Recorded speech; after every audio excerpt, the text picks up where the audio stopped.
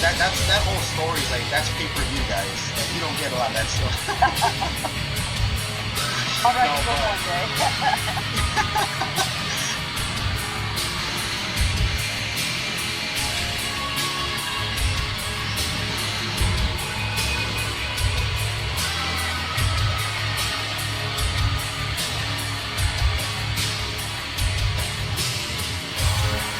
one day.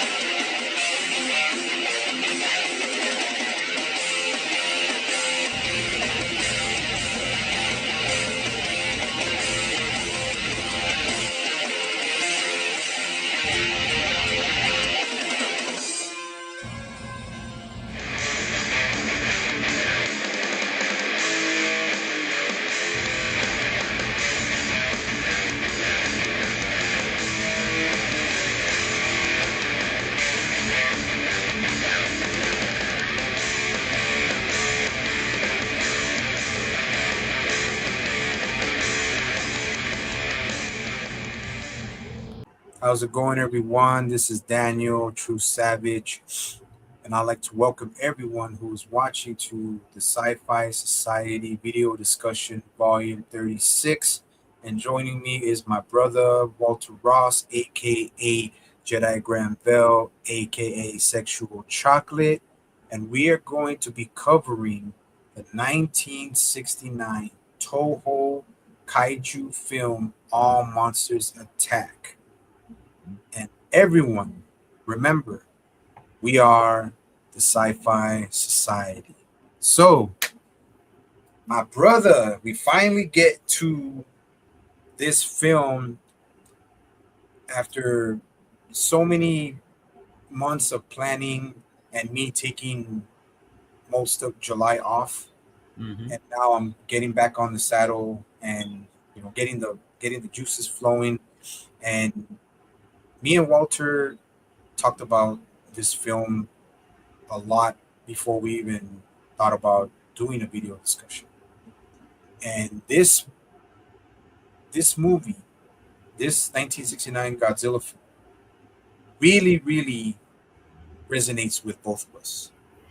And before I get to Jedi Graham Bell on his first takes and when he first experienced this film, I just want to say that we both know, me and Jedi, how much of this film is not really celebrated. It's probably at the bottom of a lot of people's um, favorites list or worst movies list. Got in Godzilla by Godzilla standards, but I don't give a fuck what any of them fucking people think. I'm gonna say why, because this film was my childhood and it was one of the first films I ever saw, and me and Jedi, we were literally Ichiro in the flesh at that time. And I'm not saying it to be tough. I'm not saying it because I'm freaking better than all the other Godzilla fans. No, I respect everybody's opinion on this film, but this film, I watched it who knows how many times when I was a kid, every weekend. I had it recorded, and I knew, and Jedi knew the struggle of dealing with bullying, especially with Jedi's take being, growing up through the 80s and me growing up in the 90s. So yeah, it really hits home with us, and that's why we want to talk about it. That's why we want to get deep into this fucking film. And man, okay, Jedi. First take, bro. Before I get to mine, I'm gonna make mine quicker because I just mentioned most of it. But first time you ever watched this film, what you thought? No, my first time, because now I knew about the film way in advance, many years before, but I wouldn't even see it until like I wouldn't see this film until I was like 17. I was in my late teens until I saw this film, but I didn't know how much of it really resonated with me until I really watched it, because I realized, watching it with Ashiro, and what he is, because it's basically talking about just showing the antics, if we can say antics, or just the things that a child is going through. It's it really shows what a child does when they're latchkey, environment, and basically that's what I was too. I was somebody that, because well, this is that time when my father and mom were separated. They weren't, they were still married, but they were separated. So I didn't really see my father very much. And my mom, she had to make do with doing things. She was a nurse at the time, and it was, like I say, it was a struggle. When you come home, it's like, hey, all you got to do is, make sure you open the door, close it back, making sure it's locked. But at the time, I should say too, this was at a time where you do have keys, but you didn't really have to have them that much because it was a different time. It was the 70s, so you didn't really have to, do a lot of that. But what made it really resonate with me is the fact that where Shiro's story is taking place, where this movie is taking place, is oh my god, cuts. Damn, it's made out. It's named out the fucking bite. I just fuck it.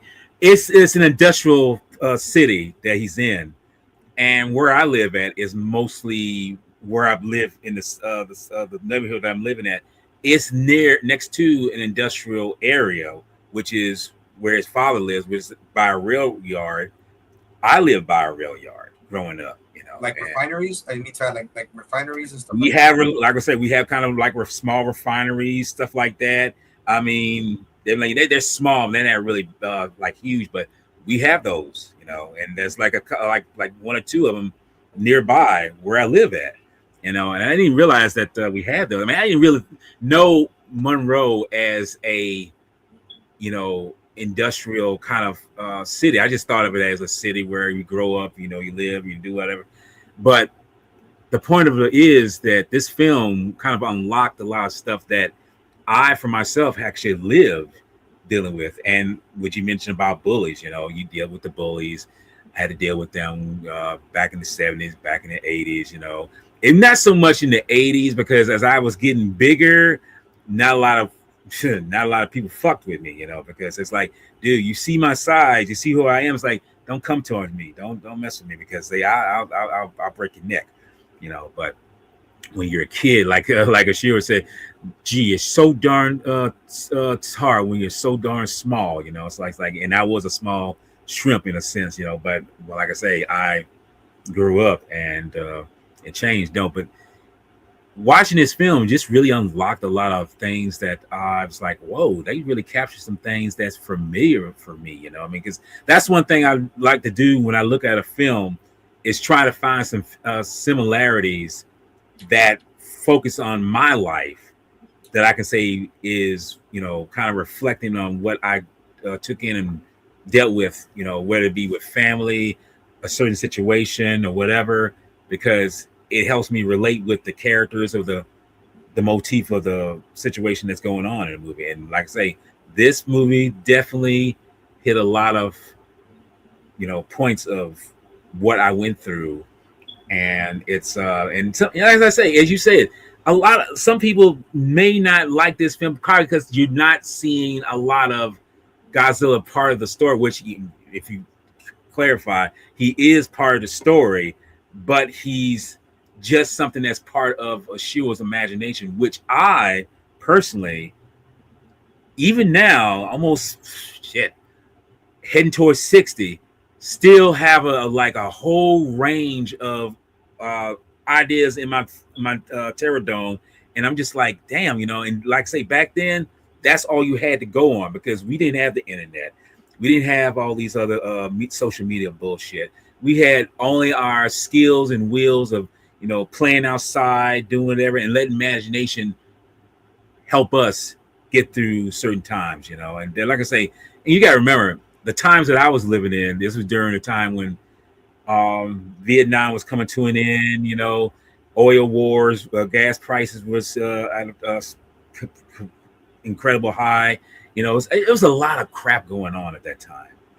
So when I did see this years later in my teens, where all that stuff was kind of like a byproduct, I realized for me it was it's just like, okay, I guess that's like, okay, that's more familiar than I thought it was. It's more of a decent thing than I thought it is, and it's just comforting when you see it, knowing that Ashiro and some of the kids in there, we walked around. I personally walk. Some might ride, but that's the thing right there. You don't see a lot of kids riding bikes in this film, probably because of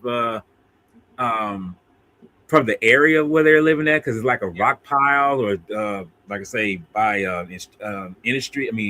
Industrial.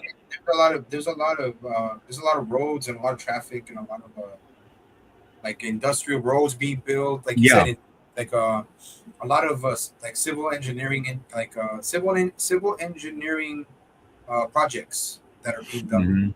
And that's why you see kids walking. Remember, you see a lot of kids. I was gonna say, remember that one shot, because there's an opening shot where the kids are literally walking over that overpass and just the cars going by. And dude, you don't think about it too much, because I personally had to deal with that. Me and my brother had to deal with that. But we didn't think about it because it was not so much of a dangerous thing growing up back then. But that was a reality they had to deal with. Yeah. No, yeah, like and it's in that's bro, like I said, great info and great takes every time we talk about something like that hits home like that, and and I just says that the name of the city is Kawasaki. That's the name of the damn, because it's the same name as the same name as the bike. That's why I was like, what the fucking name is Kawasaki that the story takes place. Crotch rockets. It's a very industrial city. And when you see, like I say, when you see the film, especially when it opens, when it comes to the final opening of it, you see this just very muggy, but very these smokestacks. That's my reality. That was my. See, you think some people who don't live in those, it's like, oh, that's something like that's kind of like that's like kind of uncomfortable. But for me, it wasn't uncomfortable because, as I say, I live by those kind of industrial areas. I live by a paper mill. I live by a refinery. I live by a train yard. I live by certain things that you see in this film that's familiar with me. That's the only reason why I feel like it hits a solid note with me, a personal note with me, because that's what I live by. And it didn't bother me too much because that was my reality. That was my reality, and that's what I deal with it, And I think with Ashiro, only thing he had to deal with, because he had two parents. That's the thing about we were talking to it. He has two parents, but it's like it seems like both shouldn't be working, although maybe times were tough, because we got to remind ourselves where they're living at. This is like 2 decades after the end of World War II, after Nagasaki and Hiroshima got bombed. So this was a time where they were still rebuilding, and having to deal with knowing that whoever survived, they have to deal with the aftermath of, like I say, we got to rebuild. We got to build roads, we got to build vehicles, we got to build things, we got to do all these things in order to kind of produce and move on with our lives. Yeah. And for me, like I said, I wouldn't understand it. Like any child, they wouldn't understand it. The only thing they would understand is having to deal with, like I say, maybe the occasional bully, which I did, or knowing that maybe my mom and pop aren't there, whereas mine, like my dad really wasn't there, but my mom was there, but she had to do to make ends meet.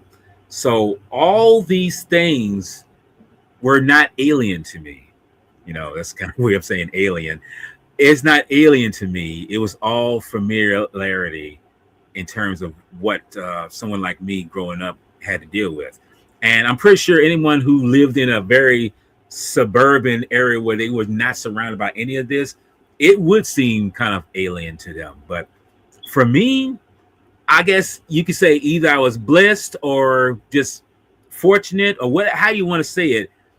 I got to see that world as it is. And when I saw this film, it was like, it was not much of a hiccup. It was just like, oh, okay, he's just somebody who has a bright imagination and he has to deal with this and eventually he has to face his fears. And it's that's how it was. That's how it is. It's, you know, that's exactly what it is about this film, you know. Oh yeah, no, great. Like I said, great info, man. Great opinion. It's like, like I said, like I want to piggyback off of some of the stuff you said, like, you know, being young and having to walk to school at a young age, having to, be mindful of streets and industrial Mhm. areas, dealing with fucking bullies, which was mine because when I saw this film, bro, I was like at least 9 or 10. So I was Mhm. already at that point now. So when I was already defending myself, I was already fighting. I was already, you know, uh, one. I beat the shit. I beat up one bully, another one replaces him. So it was, and I knew that, like, as far as my parents, 'cause both my parents worked and they weren't home a lot, so I had to sometimes, go home by myself. I would take the bus all the way home, and I'm like fucking very like, I think I was like 12 or 11, Mhm. 12. So, and dude, and I'll say this, bro, like, I mean, in Japan, it's much safer because I've been there. I've been in Japan. It's Yeah.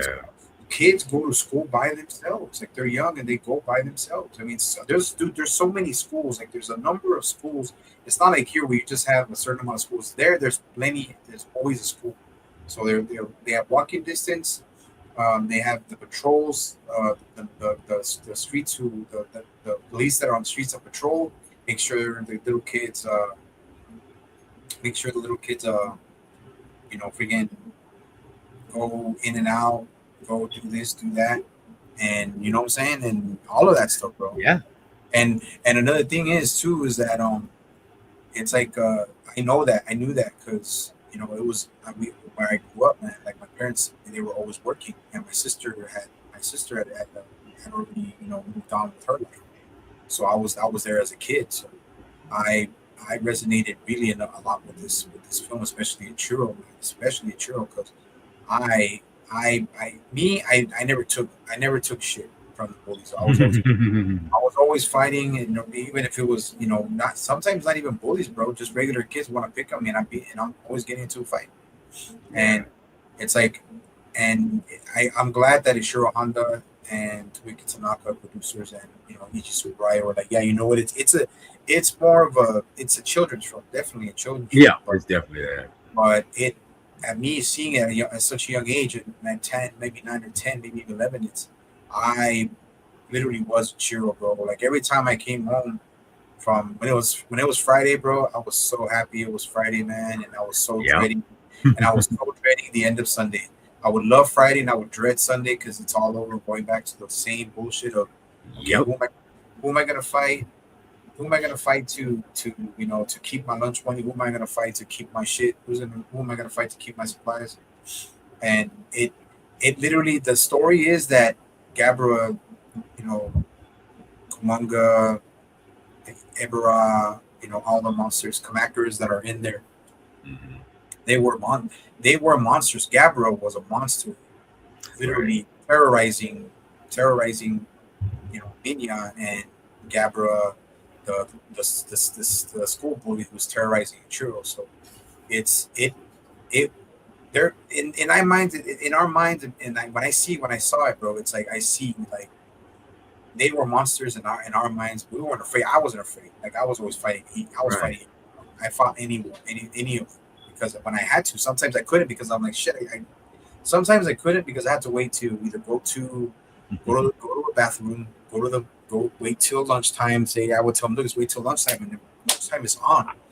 And, you know, we'll go to the what do you call it, to the playground, or we'll go to the blacktop, just throw Yeah. down. Go to the blacktop and throw down, bro. That's what I was like, okay. But you get tired of it after a while. But in other words, like Ichiro saw Gabara, the street bully, as a monster, bro. I literally became, because of just bullying. Just the fact that I was bullied so much, even into middle school, and then high school, it stopped, of course. But you know, because I was beating the shit out of people, and I liked it. I liked it. Oh, I liked it. I liked hitting another human being who was literally tormenting my very existence. Right. So I became a monster. But of course, you know, that was when I was young. But that's the dangerous aspect of bullying. And this was in the 80s and 90s. Now, you know, before we get into the film, this is worse now, bro. Social media, cyberbullying, Yep. even, you know, dude, there's even bullying now between adults. So it's like, Which you would think it would have, yeah.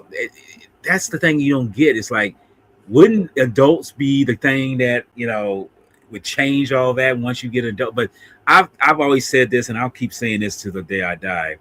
I don't really believe most adults really grow up mentally. I think they really stay in that childish state because that's just what they are. They're just children in bigger bodies.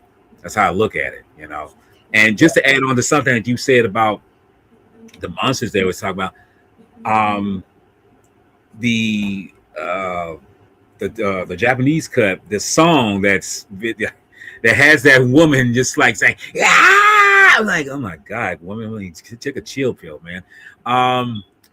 There's a lyric where she says, all these things that we see, smog, industrial waste, climate change, all these things, and things that people do to others. He's like, it's a lyric that actually says, these are the real monsters, the things that we as humans do in terms of our lives and what we do around it, and that's what you have to realize. Like, the monsters are just a metaphor, just to show that, okay, they're going to be monsters because that's who they are, but instinctively they're just doing what they do because people create them.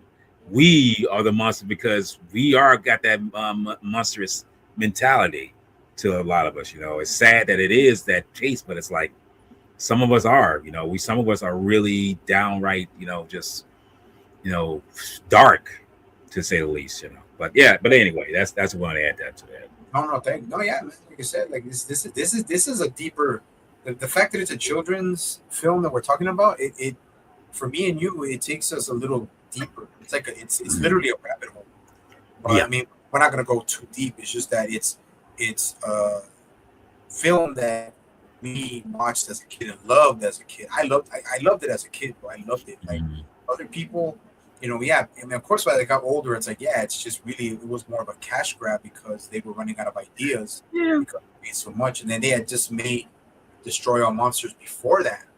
Yeah. So that was Destroy All Monsters was like a big, like they blew a big wad on that shit. So yeah, it was supposed to be the last hurrah, but yeah, but I mean, but like I said, they said, well, we can still make money. Let's do something. They want to keep busy, right? But it's like I said before we get into the film and the takes on this on mine and Jedi's life as far as this film, like me, man, it's to me, like I said, I'm glad I didn't go down that direction of constantly, I had to make fighting and training and teaching career, and that's the last thing I thought I would. My family, my closest friends, the girlfriend at the time, they're like, Daniel, you became a person who was just a bouncer, and I had a degree in a totally different field, but I literally made my love of fighting into a career. And a lot of people don't get it. A lot of people don't get to do that. It doesn't fall into your lap when you get to live the career you want to, get paid to do it. Like, and I'm glad I didn't let fighting. Well, I did a little bit. Let it take over, because I destroyed my body with so much training, because I fell in love with it. But the whole moral of it, the moral of it is that, like, I go back to bullies that can turn people like me, and you, who were just kids that were kept to themselves, kind of shy, timid, all this stuff. Like, look what could happen. That's why we have shootings in schools. That's why we have kids die because certain bullies push other kids too far, to the point where kids they can't take it. They break down. Their mind is so broken that they can't take it, and they want instant revenge, or I think it's more of a peace thing. I mean, it's true that it might be ripped, but I think they just want peace. They just want to be left alone. They don't want this, kind of interaction, and that's kind of me, I mean, for me personally, that's probably why I didn't do a lot of retaliation against a lot of people, because I know that I could be just as bad as they are, I mean, I probably could have gone that way, but all I wanted was just peace. I just want to be left alone. I just want to be, like I say, I mean, just try, just leave me. Is it so hard to leave a person alone when they're saying, like, back off, but it shows right there that the people who push, either they have some issues about themselves, or it's just that, they are inherently, just pure assholes. So who knows what that could be, but I don't know. I mean, it's I say, it's so much you can take into it, looking at it, and it depends on the point of view of some people, But see, that's why the beauty of it was, here comes Friday, Saturday morning cartoons, junk food, pizza, Godzilla, like Marvel comics, all of my figures, like that was my. Even though I still defended myself, even though I still stood for myself, even though I still didn't back down from anyone or anything, I still, like you, wanted peace. I still wanted to to escape. I wanted release, to escape from all of that that bullshit, because it is trauma. At one point, it becomes overbearing. Yeah.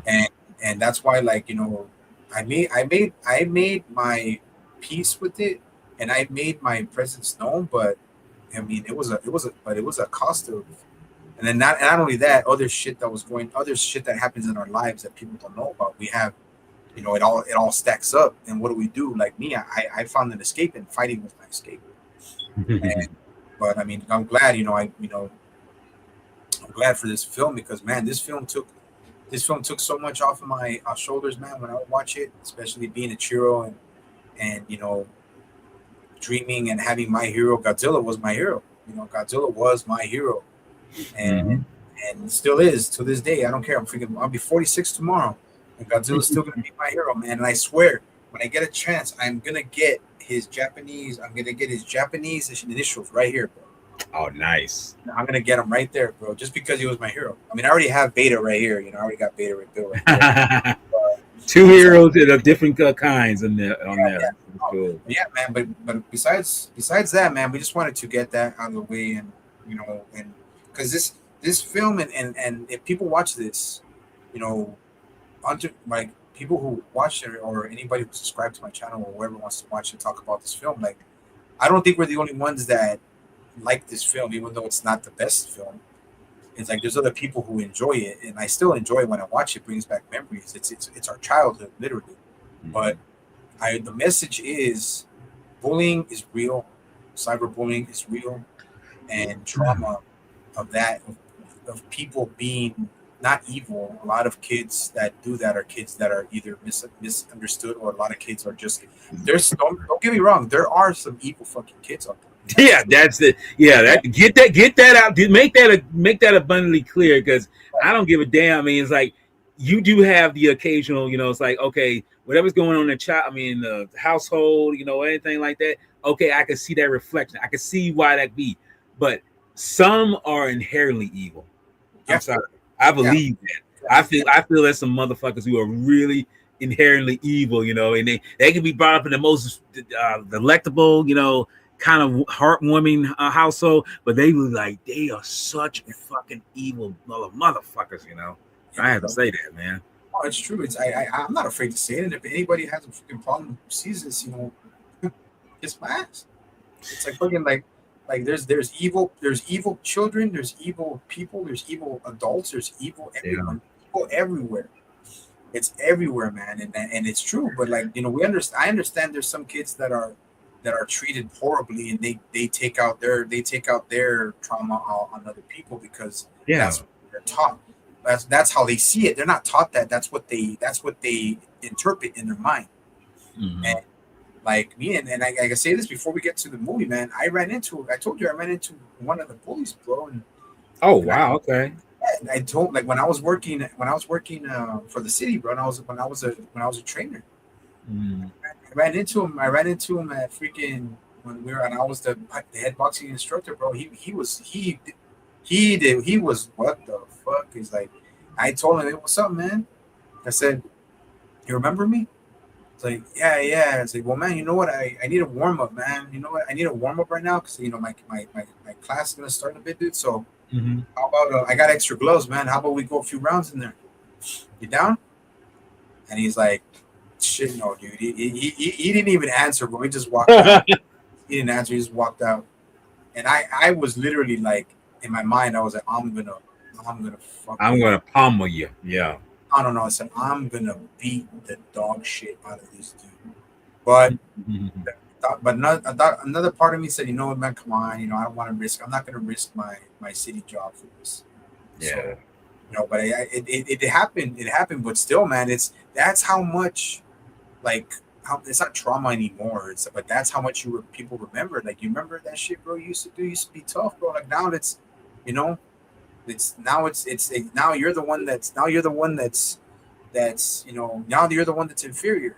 So, and I'm just saying, I'm getting excited because I just miss fighting so much. No, because it gives you that breath of fresh air, knowing that it's like, and in truth be told, I thought about that too. When I saw people years later, who did that to me, it's like, and I thought about it, but then it's like, no, you know what? If they're living their lives, see, I feel like you and I are a little different on that spectrum of knowing that how we treated certain situations growing up like that differently. I mean, true enough, I could have done it, but I said to myself, like, hey, let bygones be bygones. If they're living their quiet life, if they at least mature some way, it's like, okay, I ain't gotta be friends with them. If we do turn out to be friends, so be it. But don't bring. I mean, hopefully this person doesn't bring up like, you remember when that time? It's like, no, I don't know if you remember it that well, but we were not friends. Don't say that. That's why I say it's like, don't make that seem like we were tight like that, because we weren't. So I would bring that up. No, but there's one thing I forgot. I'm just barely remembering it. Check it out. Mm-hmm. It's funny, man. It was the same guy, and he had this habit, like in high school, of pushing the people that he didn't like, or the people that were smaller than him, right? Okay. So I'm going into work, getting ready for my class, everything like that, getting ready for class at my city job, right? And he tries to do that. So I'm coming in, and he tries to shake my hand. I have to be, because it's a city job, bro, and I'm getting paid good money, so I can't afford to lose his job. So he just offers his hand, and I just go like that, right? And then he just gives me a little shove, right? He gives me a little shove, dude. When he did that, bro, I literally went to him, and I went like this. I literally pushed him with both hands, bro, and he kind of almost fell over by the computer. I said, I told him, don't you ever freaking push me. I said, don't you ever freaking push me. So this ain't high school. This ain't high school. And right away he walked away, bro. Like Like he has no like whatever. See that's the thing that I can tell that dude still had that mindset. Like he thinks he's above people, Yeah. but once he realized that I was there, dude, and I was actually he knew the difference between me and him. Dude. I was on a totally different level than him, and that's where the balance shifts, for him. And this is Mm. something that when I went to my counselor told me that when she asked about something that bugged me, I said, well, that bugged me, because I was trying to I didn't want to lose my job over me getting angry over somebody that I detested since high school. Right. So when I did, dude, he ever since I did that, bro, he fucking stood clear of me. He's still clear, bro, because I like, and I was cool. I kept cool, but I just told him, don't you ever fucking push me, bro. This ain't high school, man. This ain't high school. And I said, hey, I said the offer still stands, man. I need somebody to warm up on, man. And the gym and I got gloves and I got gear right there. If you're down. Yeah, dude. I was, but anyways, like I said, I'm getting excited. But Yeah, I get it. That's good. Though. But it's just that's why people have to understand that bullying it's fucking horrible, and it could make somebody like me and you and other people lose their mind. We didn't lose our mind, but I'm saying the kids who go to we talk about Columbine, we talk about Udalvi, what's it called? We could talk about all the shootings that have happened in children's schools. So this is just something I want to put out there, just something I wanted to talk about because bullying is real. And no, it's very real. Be real, and kids try to be proactive about it. Talk to your students. I mean, teachers talk to your students. If anybody watches, kids talk to your teachers and your parents. Let them know. Don't be like me or Walt and do nothing and just try to be tough because you don't. We couldn't be snitches back then. We couldn't be snitches because then everybody's gonna know. You know what I'm saying? Yeah, and we got to remember ourselves too. Sometimes them teachers didn't really do shit because they'd be like, "Well, it's just adolescents. It's just kids." Like, yeah, it's just kids, but these kids are affecting some kind of way. Seems like y'all supposed to step in and discipline their ass, But that's It's a long story. Well, we don't want to touch on that. But now, time to get to 1969's All Monsters Attack. So, All Monsters Attack is Gojira, Minira, Gabara, Toho Kaiju Dai Shingeki. What the heck? Yeah, what it is. Gabara, All Monsters Attack is a 1969 Japanese comedy kaiju film directed by, I don't know, comedy, Ishiro Honda. It's directed by Ishiro Honda, yeah. Ichi Sekizawa, and produced by Tomoyuki Tanaka, all the forefathers of Toho. The film, which was produced and distributed by Toho Co. Ltd., is the 10th film in the Godzilla series. The film stars Tomonori Yasaki, Kenji Sahara, and Hideo Amamoto, with special effects by Honda and Tsuyoshi Nakano, and features Haruo Nakajima as Godzilla, Masao Fukasawa as Binya, and that midget guy, Yasuhiko Takuyuki as Gap. You see, you're doing a better job of naming them names better than now. Because, dude, I'm saying I would kill them, man. I mean, like, dude, I'm like, even though I can say a Honda, I can say Nakajima, I can say Tomonaki, Sahara, I can say but I don't know why the other names so hard for me to pronounce, dude. It's like it shouldn't be that hard, But yeah, but I feel like maybe you have to have that flow of speaking the same dialect, the same ethnicity of how it's pronounced. So I think that's, and not to say I don't practice, but it's like my for some reason my brain and my mouth don't connect up when it comes to that. And it's like, yeah, that's because I mess up English names, so it's like that's kind of fucked up, Hey, Jedi-san, sure. Kore wa nan desu ka? Same. That means what? Damn. Jedi-san. Yeah, that's what it means. But, Okay. yeah. So it is. I didn't even know it was a comedy. I did not. I just read that right now. I just realized. Yeah, it's kind of a comedy, kind of what you call it. But yeah, but it just said we're gonna talk about the American because the American Oh version. no, that's fine. I mean, because like I said, I put it like this: the American cut is no different than the Japanese cut. It's just that it's got a different opening in terms of the music compared to the Japanese. Because and I'll ask you the question real quick. I mean, I know it's but you've seen the Japanese cut. I'm assuming, right? Mm-hmm. Say the same.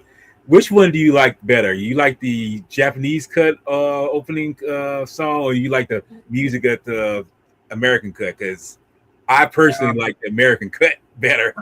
Yeah, I agree because I'm more. Well, anybody who knows me knows that I watch. If it's a Godzilla movie or anything in Japanese, I watch it in Japanese. Mm-hmm. So but like, there's a lot of Japanese Godzilla films that I would prefer to watch in Japanese, but this one I'm just used to watching it. I'm just so used to the American dub, the American version. So used to Godzilla's Revenge. It's like I'm so used to that one, but yeah, I prefer to watch Godzilla films in Japanese, but it's like okay, here we're gonna go back to this. Mm-hmm. Me and you preferably like to watch Godzilla's Revenge instead of All Monsters Attack in Japanese, right? So correct. But it's just like I absolutely love Godzilla 1984, The Return of Godzilla. That's but me. I still prefer Godzilla 85. I don't mind that. I mean, yeah. So it's like this one American version. I like it. Okay, three of them. Okay, there's three now. There's three. I'll just mention it to get out of the way so we start the film. It's Godzilla King of the Monsters, which is the 56 release of 54 of Godzilla 54, and I love that one because of Raymond Burr. Raymond Burr just right. Great. And then there's this one. Excuse me. There's this one because I'm just so used to watching it. I'm watching Godzilla's Revenge and watching the American version because that's the only version we had back then. Right. And and like I said, I did not watch this film. I did not watch this full film when I got it until I got the Master Collection back in 2008. So that's the first time I watched both films, the American and the Japanese version. So, and then it's 85. I love the Japanese version of 85 because it's much deeper and more serious. But I do still preferably like 85 because of Raymond Burr. Raymond Burr just adds so much extra sauce to it. Yeah. So but anyways, my brother, let's do this now. Starting with Chiro and the Kids, man. Do you want to start that one off? Okay, you know what? I'll start it off. Yeah. No, I'll start that off. I'll definitely start that off because, like I say, I was gonna say what we're gonna try to do is, since we already seen, it's basically just a mashup of films that we've already seen. Yeah, and I was gonna say we'll just focus on the Oshiro's story because we're gonna say everything's a damn stock footage basically. So we got to focus on that. I mean, if we focus on anything, Godzilla, it's gonna be the new stuff. But other than that, we'll focus on that. Yeah. Go ahead, start it off. But anyway, it starts off with, like I say, I mentioned before. It starts with a hero shot, a vista shot of an industrial Kawasaki city, Japan, which is, believe it or not, is a very industrial, and still now is an industrial part of Japan. And we see these kids, walking home from school, and that's the style how, like me personally, walking home from school, and we can see already that there's a gang. It's a little gang of little minion motherfuckers, just acting a little, like that one's like going, it's like, you little shit, So it's this. It's very refreshing knowing that kids are going to be kids no matter what. That's just how they are. You know, no matter how much discipline they get or whatever, you know, that's the kids. But we see that Shiro is he's different. He's somebody who has an abundant imagination. He's somebody knowing that he is he hears something. That's something about me. I've done that before. I can hear a sound out of the wild of the of somebody's surroundings, and it's like, dude, that sounds like, because I've literally had this happen to me. You know, I've listened to something that sounds like Godzilla, you know, or it might sound like a TIE fighter from Star Wars, or even, you know, something like I put it like this, like an explosion I've heard on TV so many times. It almost sounds like that, you know. So that my mind can generate those kind of images, those kind of that my mindset. So it's just something that he's inherently able to do. But I feel what it falls down to when you find out he is because he lives by a rail yard where his father works, you know, played by Kenji Sahara. And we find out that he has a mom. She works too, but she works almost day and night. You know, I mean, we don't really know what she works at. It's probably like an inn or I don't know what it really is. She's probably a receptionist, I think. Well, that's the thing we don't see. That's the thing right there. When we see her, you know, they're all the women that are working there. They're in traditional kimonos. And you kind of like to say, okay, I know it can't be no pleasure. It can't be no pleasure place. They ain't like, no, she wouldn't do that. No, bro, that's Meiji era, bro. That's way. And that's why I say it's like there can't be that because when I listen to the commentary for this film, even the historian says like it can't be something like that because that's like that would be what A below her and B is like no effing way if that's that. No, it's probably that. It's probably like a receptionist job. It's kind of like a hotel, maybe some kind of whatever kind of business that she does. But anyway, he typically, you know, is imaginative kid. And this one girl, you know, that's with him, you know, he's asking him, you know, do you like the stuff that I can? And this is something I have to bring up with the girl boy thing, you know, in terms of boys tend to be more hyperactive when it comes to stuff like this. And not to say girls don't have it. Plenty of girls have it. But it's funny how guys, the male species, the male sex tends to be more just like childish in nature when it comes to imaginary things.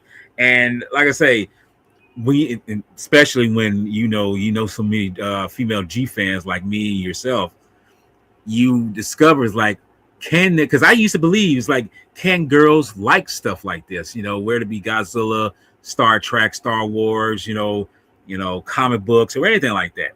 You think can they like that?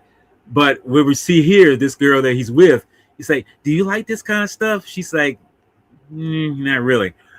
It lets you know that some girls don't have that, you know, especially at that age. Yeah. Some girls do, like a good friend of ours, like Christine Chapin. She definitely has that.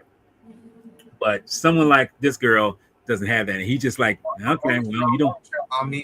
Michelle on me too. Michelle, we got Michelle. Oh, definitely Michelle on me too. Yeah, for sure. She definitely has that. I know some other people that have it too, like Maria Armstrong has that, you know. Like I say, many. Yeah. Erica B. I was gonna say Erica B. for sure. Jessica Elches, she definitely has it, and for real, you know, Jessica Song, she's definitely another one. Yeah, she definitely has that. You know, they're rare anomalies when feet come to female. That's rare, okay. But not all females have that. I'm not trying to be sexist or anything. Like I just know as a male, I know that they don't have that, you know, because I've been around enough girls where they don't act like real and true, brother. Keep it raw, real, true. Yeah, I'm definitely gonna. Well, look, I'm keeping it raw, real, because that's the fact. Because I've been around girls where it's like, you know, I invite them to, you know, when I was a kid, would you like to, play with this, play? And there's some girls who would play with trucks. They don't play with dolls. They don't play with, the so-called things that girls typically play with. Some of them have played with football. Some of them play with, cars and trucks. Come play with, a lot of the, but that's a rarity because some of them have that imaginary gene in terms of starting out early. Sometimes they have it later, but at that age, no. But boys predominantly do. And Ashiro has this. So we know that when he hears a sound, it sounds like Minya. It's like automatically clicks. So as she walks away, he's just like, okay, girls. So he's walking, he's walking ahead, and they're in the rail yard there, but we see him first. We see him first crossing over the highway to the other side, but we see them walking along this area where all these industrial cars and trucks are passing by, and it's just like, that's. And again, for me growing up, that was the norm. That was just a norm. I mean, I don't know how much it was with you, but for me, it was definitely a norm. So it's like, it's just something you had to deal with. You get from A to B.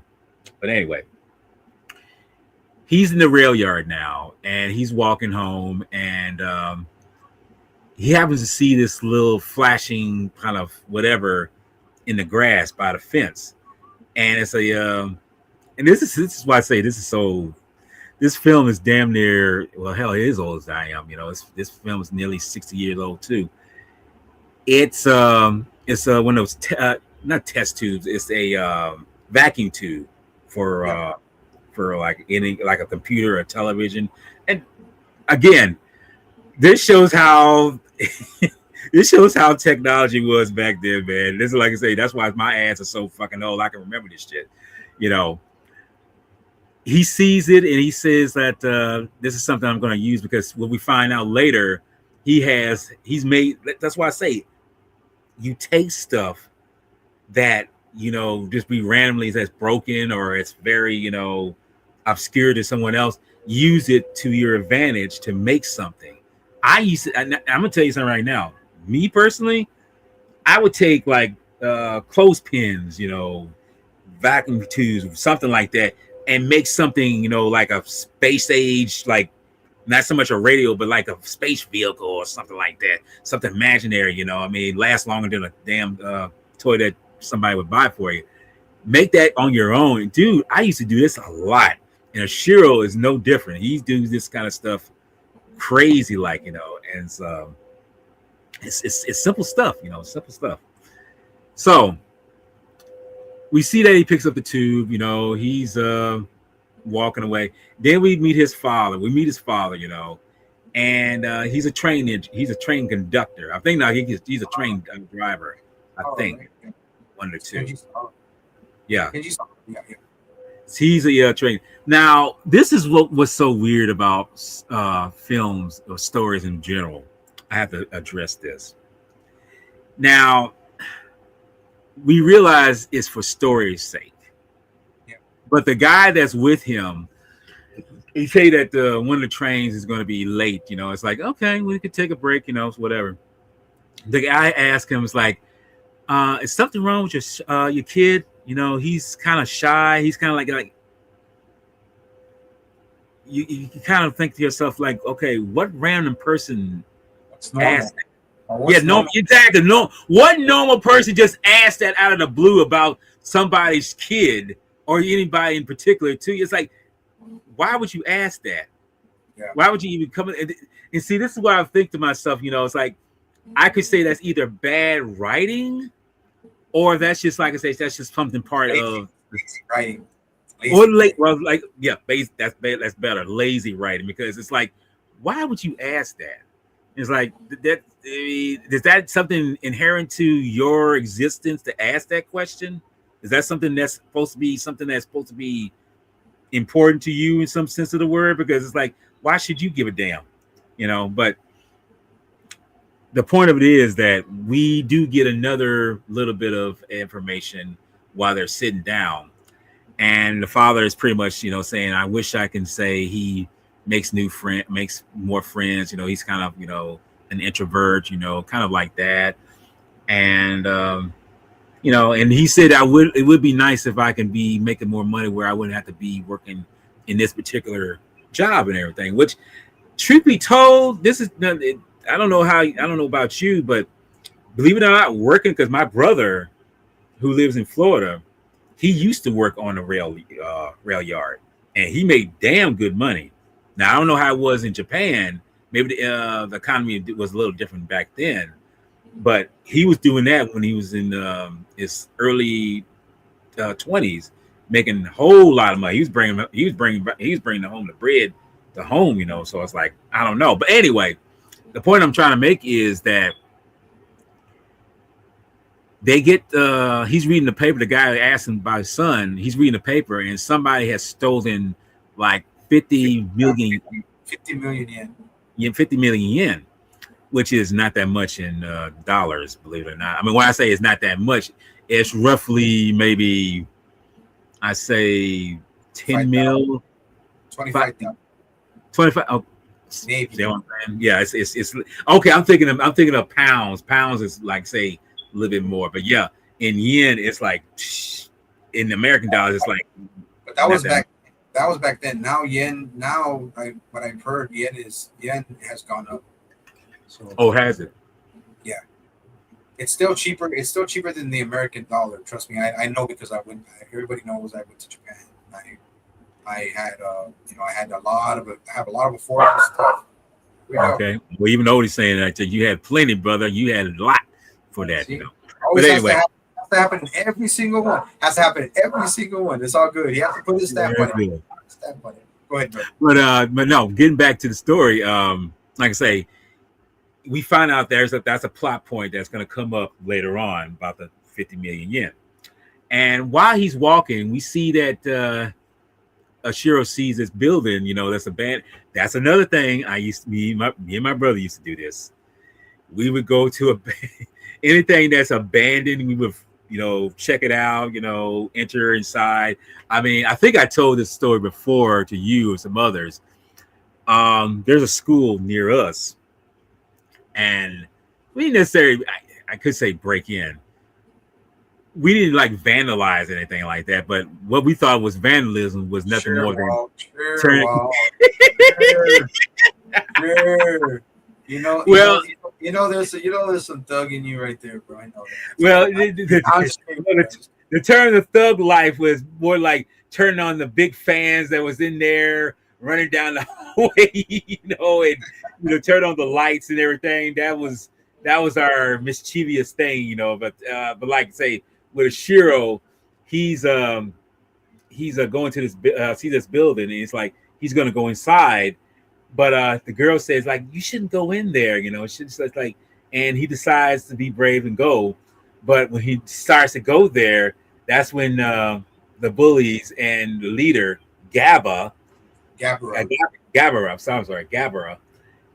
intervenes, and they stop him in bully fashion. They say like, what's that in your hand, and he takes the vacuum tube from him. It's like okay. So, and this is something I'll never understand with bullies, to save my life.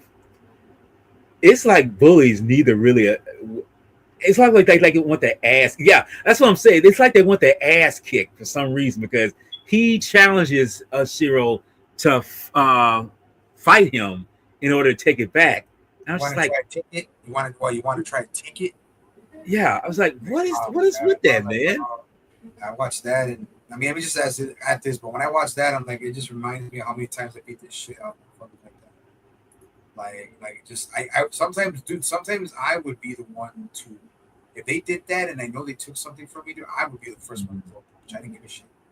I'd be the first one to, I would just go boom, and then they're on the floor. You down. I don't give a shit. I told the teacher, yeah, it was me. It's like, Daniel, again, like, yeah, sorry, and they keep doing it. I keep telling them, and then they keep doing it. I gave him for a warning. But now it's that's the part where where Gabara says, oh look, If you go over there and if you honk that horn on that person who's painting that sign, you honk that horn, maybe I'll give it back to you. I was all like, what the hell, dude? I was like, come on. Anyway, go ahead, keep going. No, but that's a good thing you brought that up because it's like it's challenging them, I guess. And to some degree, I think some people do that stuff, bullies wise. It's like they want to see what your initiative is, what you can do, what you can really bring out, what you can bring to the table in terms of, boldness or whatever. I'm like, I don't understand that because, like, look, if I'm not bothering you, you shouldn't bother me. But it's like, no, I gotta fuck with your world to see if your worldview is, kind of same with me. It's like, okay, yeah, that just shows you're a sociopath in some sense, or psychopath, whatever one you want to pick. So he pretty much says, Shiro says, it's broken anyway. So he runs away, and look, I'm gonna say this right now because I think I need to get this out there. You probably know this already too, bro. My ass ran away from most bullies. Okay, at least back then in the 70s. In the 80s, it was a little different because, as I said before, when I got a little bit more robust in size and everything, yeah, I didn't see that much of a bully because it's like, I feel like it's like, oh yeah, you know what? I'm gonna go this way. I'm just gonna go away from this guy. It's like, yeah, I would think that would be the wiser choice. Don't step in my hemisphere, man. But anyway, when you're a little kid, it's like, oh, all bets are off. It's like it's all she wrote. We're gonna fuck with him. But anyway, he runs away, and I did the same thing as a kid. So I was like, yeah, but I didn't feel no shame about it because hell, like I say, I lived another day. That's how I look at it. And he goes home, and we see this one car that's outside that's up for sale, but we don't know whose it is. We just see it, that for some reason Shiro's kind of fond of it, going to it. So now we go into the apartment where he lives at, this little structure, and again, when you look at this picture, you see all these industrial aspects around them, these smokestacks, these, fineries, all these. It's like, again, I look at this and I was like, dude, this doesn't even feel out of place for me because this is what I lived around. Well, I still live around, Mhm.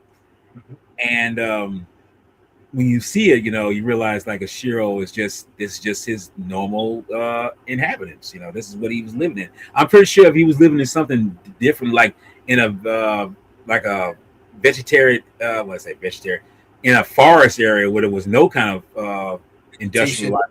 Yeah, but it would, That's more to that would be more like that would be more rural. That would be outside of like Tokyo, Kawasaki, because Kawasaki is not that far from Tokyo. So that's what I was kind of thinking. I didn't think it was that far from it. it's not. I mean, Tokyo has how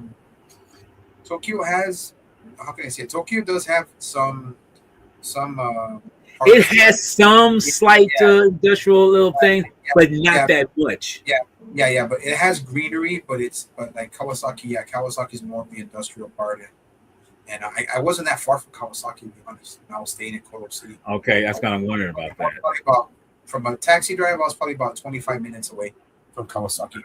But no, you're right. It's no. There's hardly any vegetation because it's been either broken down. There's a lot of, like I said, there's a lot of civil engineering going on. They're trying to build refineries. They're building buildings for for manufacturing buildings or logistics, shit like that. When that stuff around. So, but you're saying. Oh, but I was gonna say this too, man. I wanted to add before you said about the bully thing that when you running away from the bullies, man, it wasn't really a symbol. It wasn't really a sign of cowardice or anything like that. Man. It was just people were smart enough to be like, okay, man, I don't want no trouble with no bullshit. So I never judge you, and I will never judge you on that. And, like on my part, me, unfortunately, bro, like I didn't have anywhere to run, bro. So I was like, fuck it, we're gonna throw down. So I'm like, all right, let's do it, and I just said, hey, like, we get in trouble. I'm just telling you, we're gonna get in trouble again, man. So I'm just let you know. And but I at first before I became so intrigued by fighting and knowing what it's like to hit somebody. I was like you. I was very timid, very unconfrontational. Didn't want any of that. It wasn't until they hit me. It wasn't until they first hit me. That's when it all changed. And all my mindset just changed. And I said, well, hell. No. So now it's like, Yeah. now I'm like, okay, if they instigate it, I mean, okay, now you gone fucked up, and now we're gonna throw down. So, but it's like sometimes I would try to walk away, but I knew I couldn't. So I'm like, okay, let's just do it. So when they knew when one so there were times where some kids knew that, okay, you want to go, let's go, like let's go right now. They knew they couldn't beat me, so they're like, okay, nah, next time. Okay, let's see if there's next time, bro. I mean, I'm right here. I got nothing to lose because you're not taking my money, you're not taking my lunch money, you're not taking my lunch, you're not taking my clothes, you're not taking my school supplies. So that's why it was. But anyways, like, okay, now you're going back to the room where what was the name of the doctor? Was the name of his name? No, he was an inventor. He was an inventor. Yeah, he goes to. I forget what his name was in the movie, but he's a very well known actor. We know him very well as Doctor Who in King Kong Escapes. Hello? Keep talking, bro. I'll look it up. Okay, but no, he goes to the inventor's apartment, and because he has the key that's to Shield's house. Basically, you might as well say it's his house because that's what you refer to as his home, that Scarlet House, apartment, whatever you want to call it. And anyway, Shinpei Minami. Yeah, he's a very talented actor. His last role was in GMK, believe it or not. Yeah, but he's the legendary Hideo Amamoto. Yeah. Mm-hmm.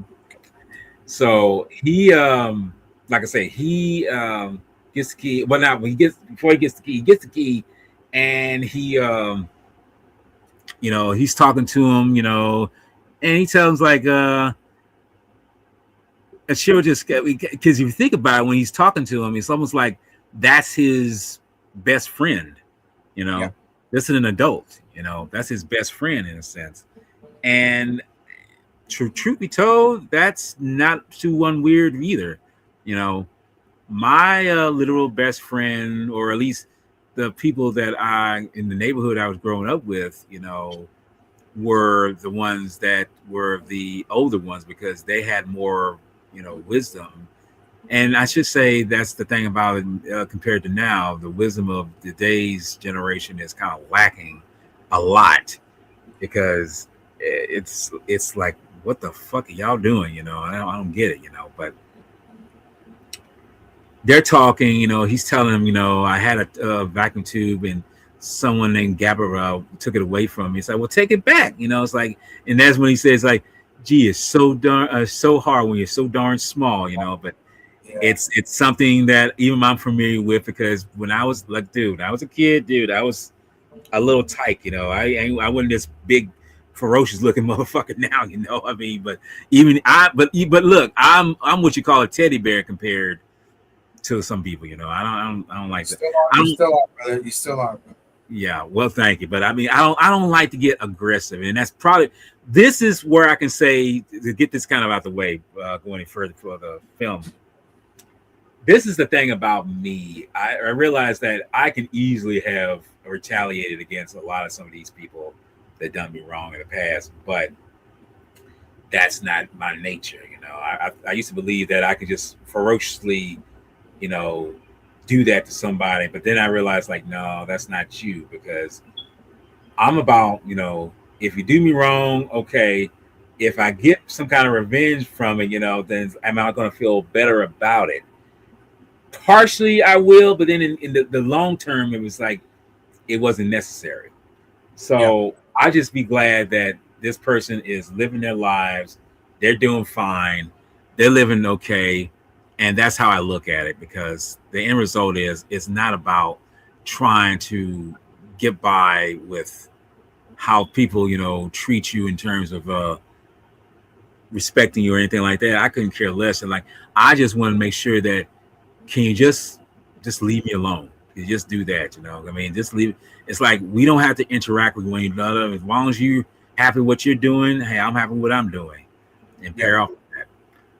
because the end result is, like I say, I wish no harm on nobody. I wish no bad on anyone.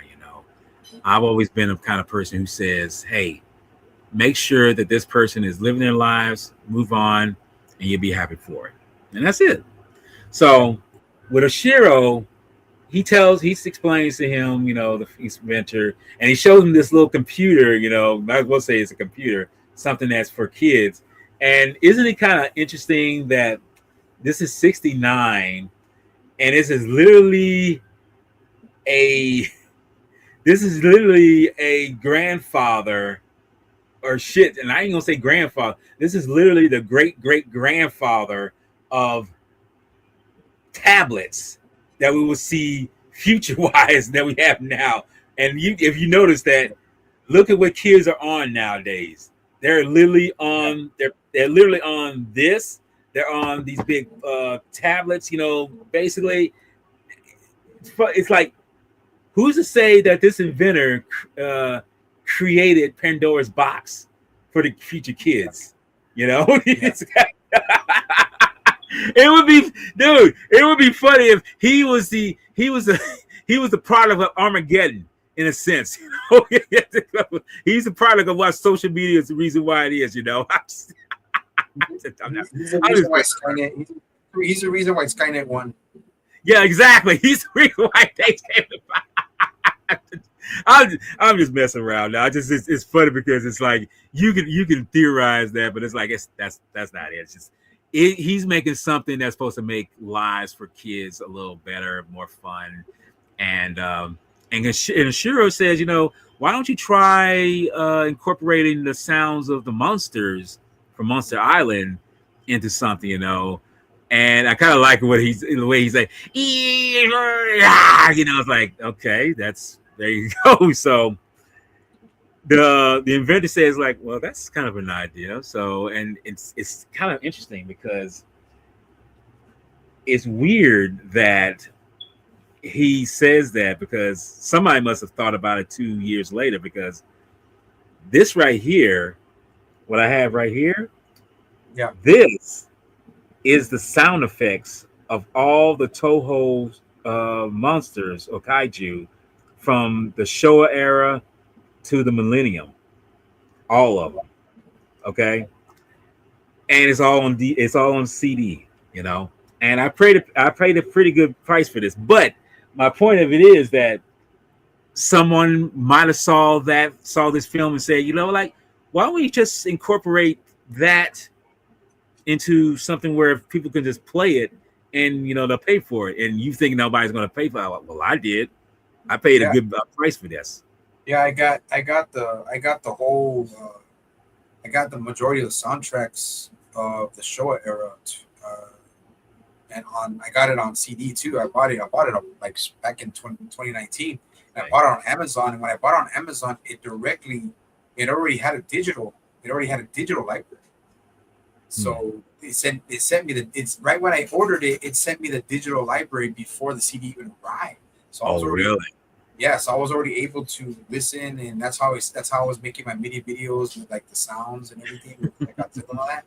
So yeah, I mean, it has a few of the roars, but it mostly just has the opening music to most of the movies, most of the Showa era. But it does have the prayer. What do you call it? The prayer for peace for 1954. Yeah, it's got the ending. It's got the somber ending of 1954. It's got Godzilla vs. Gigan, the intro. It's got Godzilla vs. Mothra. It's got the beautiful what do you call it? Sacred Springs by the Peanuts. So, Oh yeah, but that's cool though, man. Oh yeah, it's cool. But yeah, you have a point. I'm getting off track though. I mean, but it's interesting that someone around the way, say, let's put this into a contest where it's like kids will have fun with this, and I'm just a big kid, and I should say that this I bought almost 20 years ago. Okay, I bought this thing almost 20 years ago, so it's inviting, it's enriching knowing that someone like myself would have something like this years later and think like, well, I'm a grown man, I'm over the hill. I mean, I'm not gonna like this stuff, but it turns out like, no, you still like it because you ain't nothing but a big ass baby, So that's how I look at it for me. But get back to Shiro and the inventor, he says like, okay, that's kind of cool, let's do it like that. Now, after he has a little accident where he steps on his foot, on his branding iron, and Shiro says like, "Is that a kaiju roar?" It's like, "No, that's me saying ah." It's like, "Oh well, Yeah. okay." So that's how kids though, they just brush it off. They don't care. But brother, can I take this part, man? Because I want to take the part Good, good. where he goes, where he's getting ready to implement now. We go to a churro now. Thank you for letting me take it. We're going to a churro now where he's gonna, this is something he can tell he does regularly, Mhm. and I think it also, in my opinion, it kind of implements why he goes and finds certain things, like Yeah. when he's walking, or when he's like, or when he's on his adventures after school, whatever, he's with his friend, the little girl, where he finds all of this hardware on the ground and he implements it. I think now we find out that he has this little thing where he built his own little CB radio kind Mhm. of Transistor, whatever you want to call it. ham radio type of Yeah. what do you call it, a way to communicate, like his own radio, his own like communication radio. Yeah, two-way. I was gonna say two-way Yeah, radio. like Something like a ham, because you see, like it's ham, really. It's what Yeah. ham is, and it's like what they talked about in Stranger Things. I forgot. It's a transmitter, but Mhm. it's in his mind though, because remember we see it. He drew a lot of the sensors on it. Yes, yes. It's got that little radio thing on it. It does. It works. It does work, like it probably was like a radio. Yeah, because He, he's able to plug it in. He's able to, because you hear the sound. Yeah. yeah, he has a little antenna for it and everything, and and he's just, this is where he goes. This is where he escapes into his own imagination, Yes. and this is where I can feel like this was me when this was me on Friday, Saturday, and Sunday when I was at school, when I was away from all the bullying, away from all the bullshit, away Right. from the homework, the girls chasing me and all this shit. I'm like I'm here, and this is my time. This is my It's your time to shine, with, like I time say, with you. to Yeah. relax and get away from everything. And he starts saying, oh, Monster Island. This is Monster Island. Ichiro Monster Island. And then he Mhm. says, yes. I can take a jet. I can take a jet to get Right. there. And then this is where he starts to fall asleep, and this is where the jet comes in. And then they show that he's on a flight, and it looks like a real flight, a real plane. Right. Hey, And keep talking, brother. I'll be right back. Just a second. Just a second. yeah. And then he goes, he's talking, and then he's just like he's a passenger. Oh my God, I'm going to Monster Island. Oh look, and they even say, oh look, we'll be heading. Even the pilots say that, even though there's no pilots, they say that they're Monster Island. Monster Island's very close. We're about to arrive on Monster Island, and then Ichiro goes into. He's like, okay, everybody disappears, so he takes off his seatbelt, and then he starts just wandering in the plane, and he goes to what looks like the captain's quarters of the pilots, and he sees that there's no pilots. There's just no pilots, and they're still talking in the background, saying that Monster Island is in view. We're about to land on Monster Island, and this is where he appears in the jungle, and he's mind blown. He sees Godzilla, and then Godzilla's about to fight Kamacuras, the giant praying mantis, and the praying mantis is like, we saw this back in Son of Godzilla, where Godzilla's fighting Kamacuras, a number of Kamacuras praying mantises, and how they're just dolls. We all know they're just dolls, they're just puppets and stuff like that. And Godzilla wipes them out. One of them survives. Kamacuras flies away. And Chiro's like, oh, he's in awe, bro. He's like, wow, I made Yes. Monster Island and everything. and then he's like, and then he keeps looking, and then Godzilla beats Kamacuras, and then he hears Sporosaurus and Anguirus in the background, and then he starts to see the other ones, and he starts to see all the other monsters, right? But see, the thing is, I'll say this too regarding the monsters. That was the first film where I saw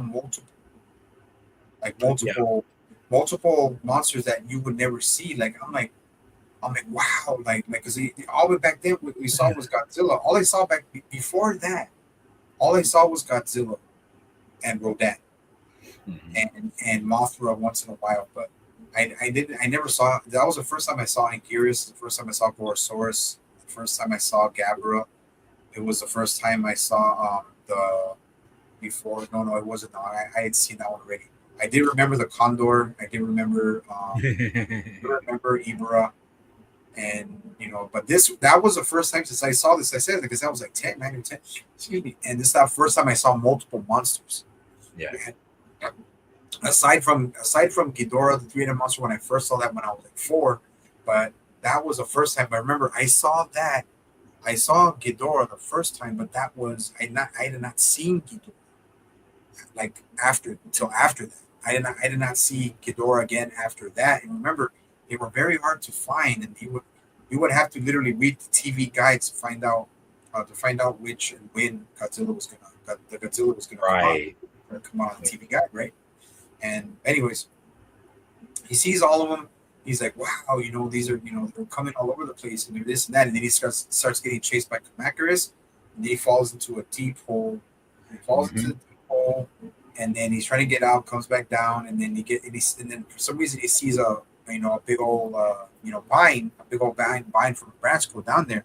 Yeah. And he's like, oh, is it safe? Is it safe? And then he gets pulled up. And he pulls up and he said something, he's like, Minya. I'm like, and then here we go. Here's where I understand a lot of people don't like it. Here's where I understand a lot of people are they're torn between, you know what, yes, Minya is hard to look at, and yes, they probably could have done better with his design, but that's the best they could. That's the best they can do with what they had. I think that's small compared to what it really drives people a little mad. Yeah. And remember, I'm still gonna do Son of Godzilla with Godzilla back then with that one. Whoa, was that puppet hard? Whoa, was Minya puppet hard to look at, bro? Let me tell you, it's really hard to look at, but. This Minya is not as bad, I mean, I know a lot of people don't like Minya, but you know what? I was a kid. I loved this movie as a kid, so I'm cool with it. I don't got a problem. I enjoyed them. I mean, I felt like I said, I don't give a shit what anybody else thinks. You think what you want, man, but you keep that opinion to yourself. But I know the design is pretty rough, but I don't hate it. So. Because, like I said, this is my childhood. This is my childhood. If anybody else don't like it, I'll give it for it. But and then he starts talking. He's talking, and me as a kid, bro, I got to tell you, I was loving it, bro. I was loving it. I was like, holy shit, he's fucking talking. He's talking like a freaking human, and I sucked it all up, bro. And I was like, that's why I tell you, I watched this movie so many times during the weekend because I had it only recorded. I didn't have it, I only had a few VHS of Godzilla that were available at the time. So, and I was loving it, dude. And he was talking, he sounded weird, working like any kind of character at the time would sound like. But remember, what other people forget, it's a children's film. So keep your panties in a bunch and keep that shit, fucking whatever. I think that's what escapes a lot of people. It's like, dude, look, let's be honest. After this film, most of the films afterwards, or at least I put it like this, maybe 1 or 2 of the Godzilla films were directed towards kids, and specifically like maybe Megalon or even really, I think Megalon was the only one that's really derived towards kids because the other ones between were like more vicious with what they were doing, This I think, but this was tame compared to that. But I think it was derived towards the children. It was definitely for children, sure. Yeah, and you know, and he's talking, and I'm soaking. Like I said, I'm a kid. I'm soaking it up. And you know, now when I watch it, it's like it's so goofy. It's super goofy. Don't get me wrong. It's super goofy, super cheesy, bro. Cheese. It's all cheese, bro. Pure But cheese, but I yeah, love pure it. cheese. But yeah, but I like it. So he barely starts to talk. So yeah, well, you know, I don't have any friends, and I have to get away. From, you know, I have to get away. And I don't have anybody to talk to. So hey, yeah. And Minya's like, yeah, I understand. Well, remember, he's dreaming. He's asleep. This is his imagination. Mhm. So you know, and then he says, okay, well, right away, who comes? Fucking Gabra. But it's a monster Gabra. It's the monster Gabra. And this is you know, Minya's tormentor. So Yeah. Ichiro has his tormentor, and Minya has his tormentor, and how you know, convenient that they both have the same name. So they have the same name, and he comes and oh, it's Gabra, and then right away he's like fucking shit's her. Right away he's like he wakes up because the phone's ringing at his neighbors, you know, at his neighbors Mhm. they call it at the toy maker's apartment is ringing, right? Yeah. And he says, oh, and then it's saying that oh, it's his mom calling the you know the toy maker to tell him, you know, hey, you know what, I'm gonna be later tonight. He's like, don't worry about it. The toy maker, don't worry about it. I'll watch him. I'll take care of him. I made sure he's already in your apartment. He's already safe. He's got the key. I'll watch him. I'll take care of him. Don't worry about it. And here's another thing too that I'm gonna say too, man, because back then, and you were right saying it's not the same anymore. People were trustworthy back then. Yes. Yeah, That's what- people were trustworthy back then, and now everybody's fucking. Now everybody, even adults nowadays, are all fucking so irresponsible and stupid and idiotic and fucking ignorant. But like at least back then, even towards the '90s, people were still trustworthy. Yeah. But it all went to shit, you know, with these new generations and shit. Because my generation didn't, you know, the fucking most of them fucking stupid. But Because I don't know if you had it. I'm hoping you did. You know, you had like maybe a neighbor, or well, you didn't have an older brother, but I had an older sibling. You know, who would probably watch me. But if that person wasn't there, the neighbors could, you know, watch us and my brother because you know we were the youngest. So you know, and that was typical of that kind of thing. They would actually come over to the house and watch us if when our mom was not available, she had to work over, you know, night, and you know, it was like I say, it was a typical thing. And trust me, I know for me, it was just like she's not home, you know, she's not here, you know, and I really, you know, was, you know, I could say I was bothered by that, you know, like a Shiro, you know, but in the end, you know, like anything else, I think it was all it boiled down to as long as you had food and whatever you had your mess, like say you get by, you know. And now you say back then things were not as they are now. Things more chaotic, you yeah. know. So Yeah, and then like I said, no, that's true. That's true, and it's true because my dad would still, mom and dad, like when I had to go, when they still had to work late, I had to go by myself home in the bus. They put the key underneath the carpet in the front door. Nobody knew who was there, so I knew who was there. So that's how I got in. But yeah, it was the times, bro. People were more trustworthy. I think people are still more trustworthy within themselves in Japan than they are here. So I wouldn't trust oh, I them. believe it. I wouldn't. There are decent people. Don't get me wrong. There are decent people in the world, and there are decent people here. But I still, you have to build trust with them. So, but anyways, like I said, he's he goes there. He finds out, you know, okay, well, you know, he's gonna stay late. So, you know, yeah, I'm gonna stay late. Can you take care of Ichiro? Say, yeah, don't worry. You know, I'll go and I'll check on him. I'll let him know. So he goes, wakes up Ichiro. Ichiro's like, oh, why'd you wake me up, man? I wasn't there, Yeah. and I was all freaking, you know, doing my thing and talking with Minya and Godzilla, and I was about to meet him, this and that, and he's messing with his little, you know, his little what do you call it, his little CB radio, his little ham radio, but Yeah. but then the toy maker says, yeah, well, you know what, let's get some sukiyaki. I'm making sukiyaki, and oh man, I know it's a movie, but they're really cooking that shit, bro. I'm like, I want some of that shit.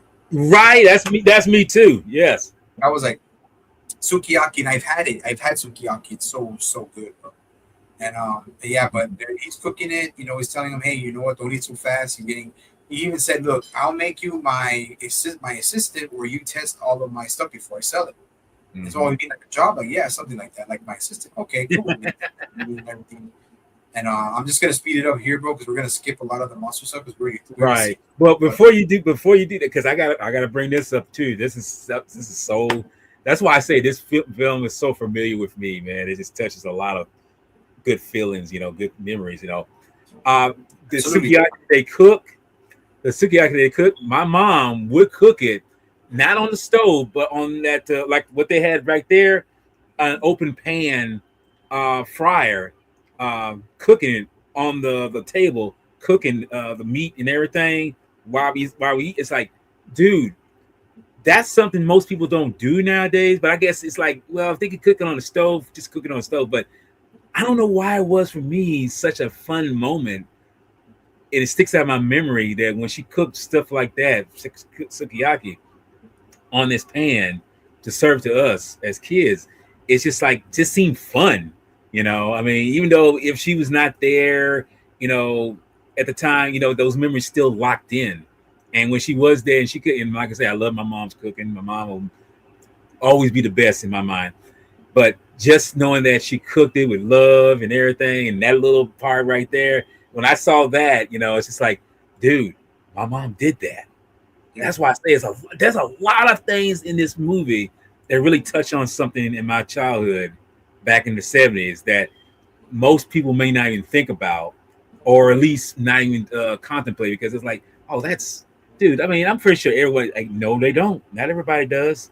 I'm pretty sure that, like I say, the children of Japan have experienced this, but someone like me, who's of Black African American natured and everything in a more, secluded kind of area, you wouldn't think I would know about this stuff or experience that stuff, but I have, and it's such a enriching knowing that when you see stuff like that, dude, it's like, dude, my mom, dude, bless her, yeah, she disciplined me, all that stuff, and was there times where I could say made me like want to say, ooh, I can't stand this woman. It's a good thing she did that because it made me appreciate her more when she did pass away. So yeah. I just want to put that out there. No, absolutely. No, yeah, like I said, man, those are they're small we call it pretty much they're stoves. They're just like portable stoves, and, and I'm even thinking of getting one. It's like a portable stove where you can just, like when I get my apartment, I'm gonna be like, well, I'll buy one. I mean, it'll come with the stove, but I see, I can just cook this shit while I'm on my freaking table and just cook it there by myself and eat it. If I'm by myself, like I can just cook it out that pan, and I'm gonna put everything in there, put the vegetables on the side, right? Put the slices of meat, just slice it, add some seasoning, real thin and everything, yeah. Just grill it or fry it or whatever, and eat it. Eat it with chopsticks or eat it with whatever. Have some some of the cabbage and probably a little rice with that. Yeah, bok choy and all that stuff. Yes, bok choy, sure. Bok choy and it's a cool scene, man. And then and then we have the I'm glad you pointed out that about Mama Ross and everything, man. God bless her soul and everything. Yeah. And yeah, I mean, hey, man, like that I always loved that because that's what actually told me about sukiyaki, and I always wanted to try it. So I didn't try it until I was an adult, but it was good. But yeah, back to the movie. We go in. I'm just gonna blitz a little bit. Yeah, that's like I say, yeah, because what we're coming up on now is mostly all stock footage. It's like, yeah, okay, we go back to the bank robbers that were that are certain large, right?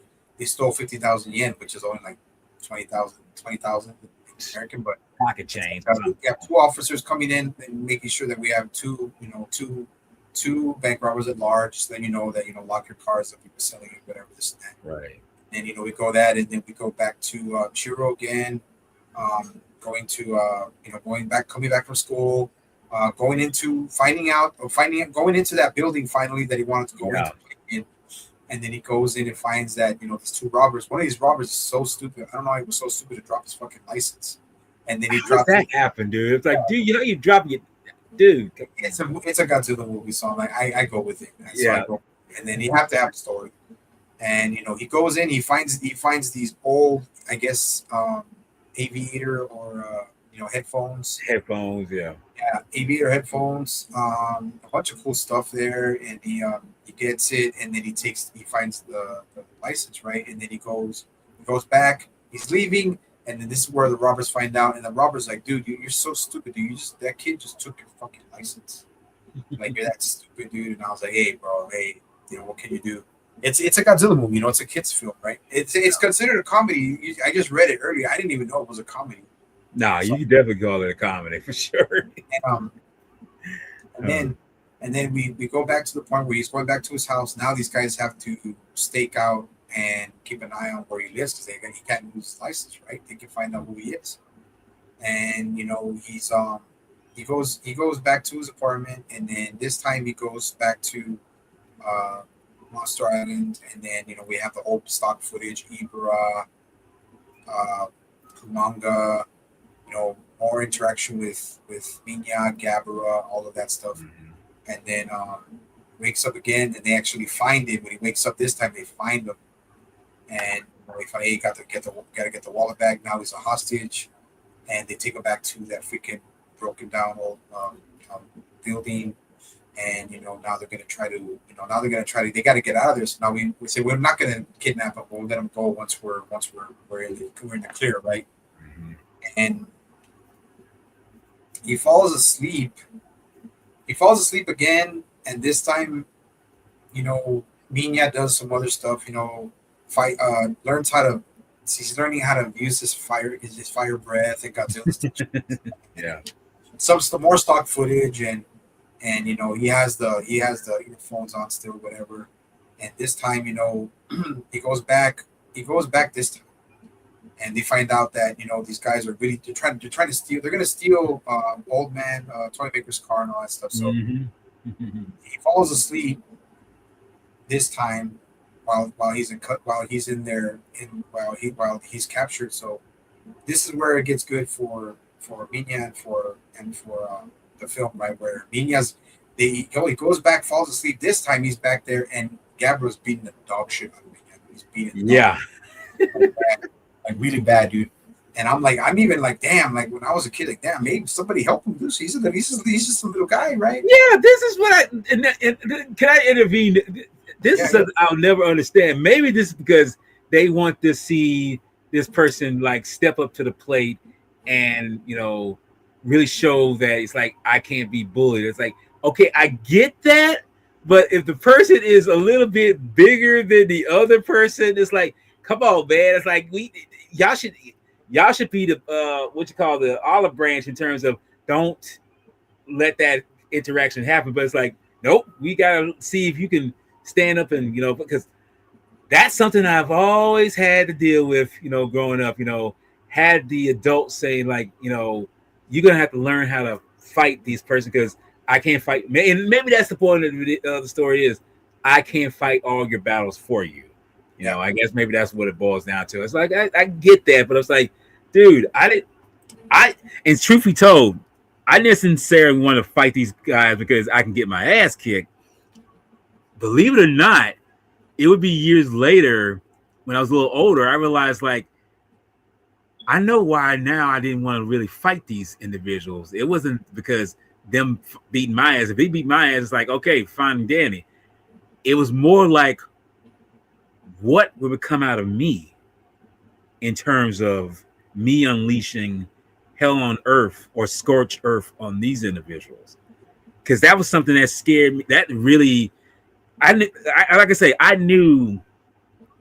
I'll kind of find this out when I was in junior high. And like I said, this is kind of added on to the story, but it's just a little bit more of what entails with a Shiro.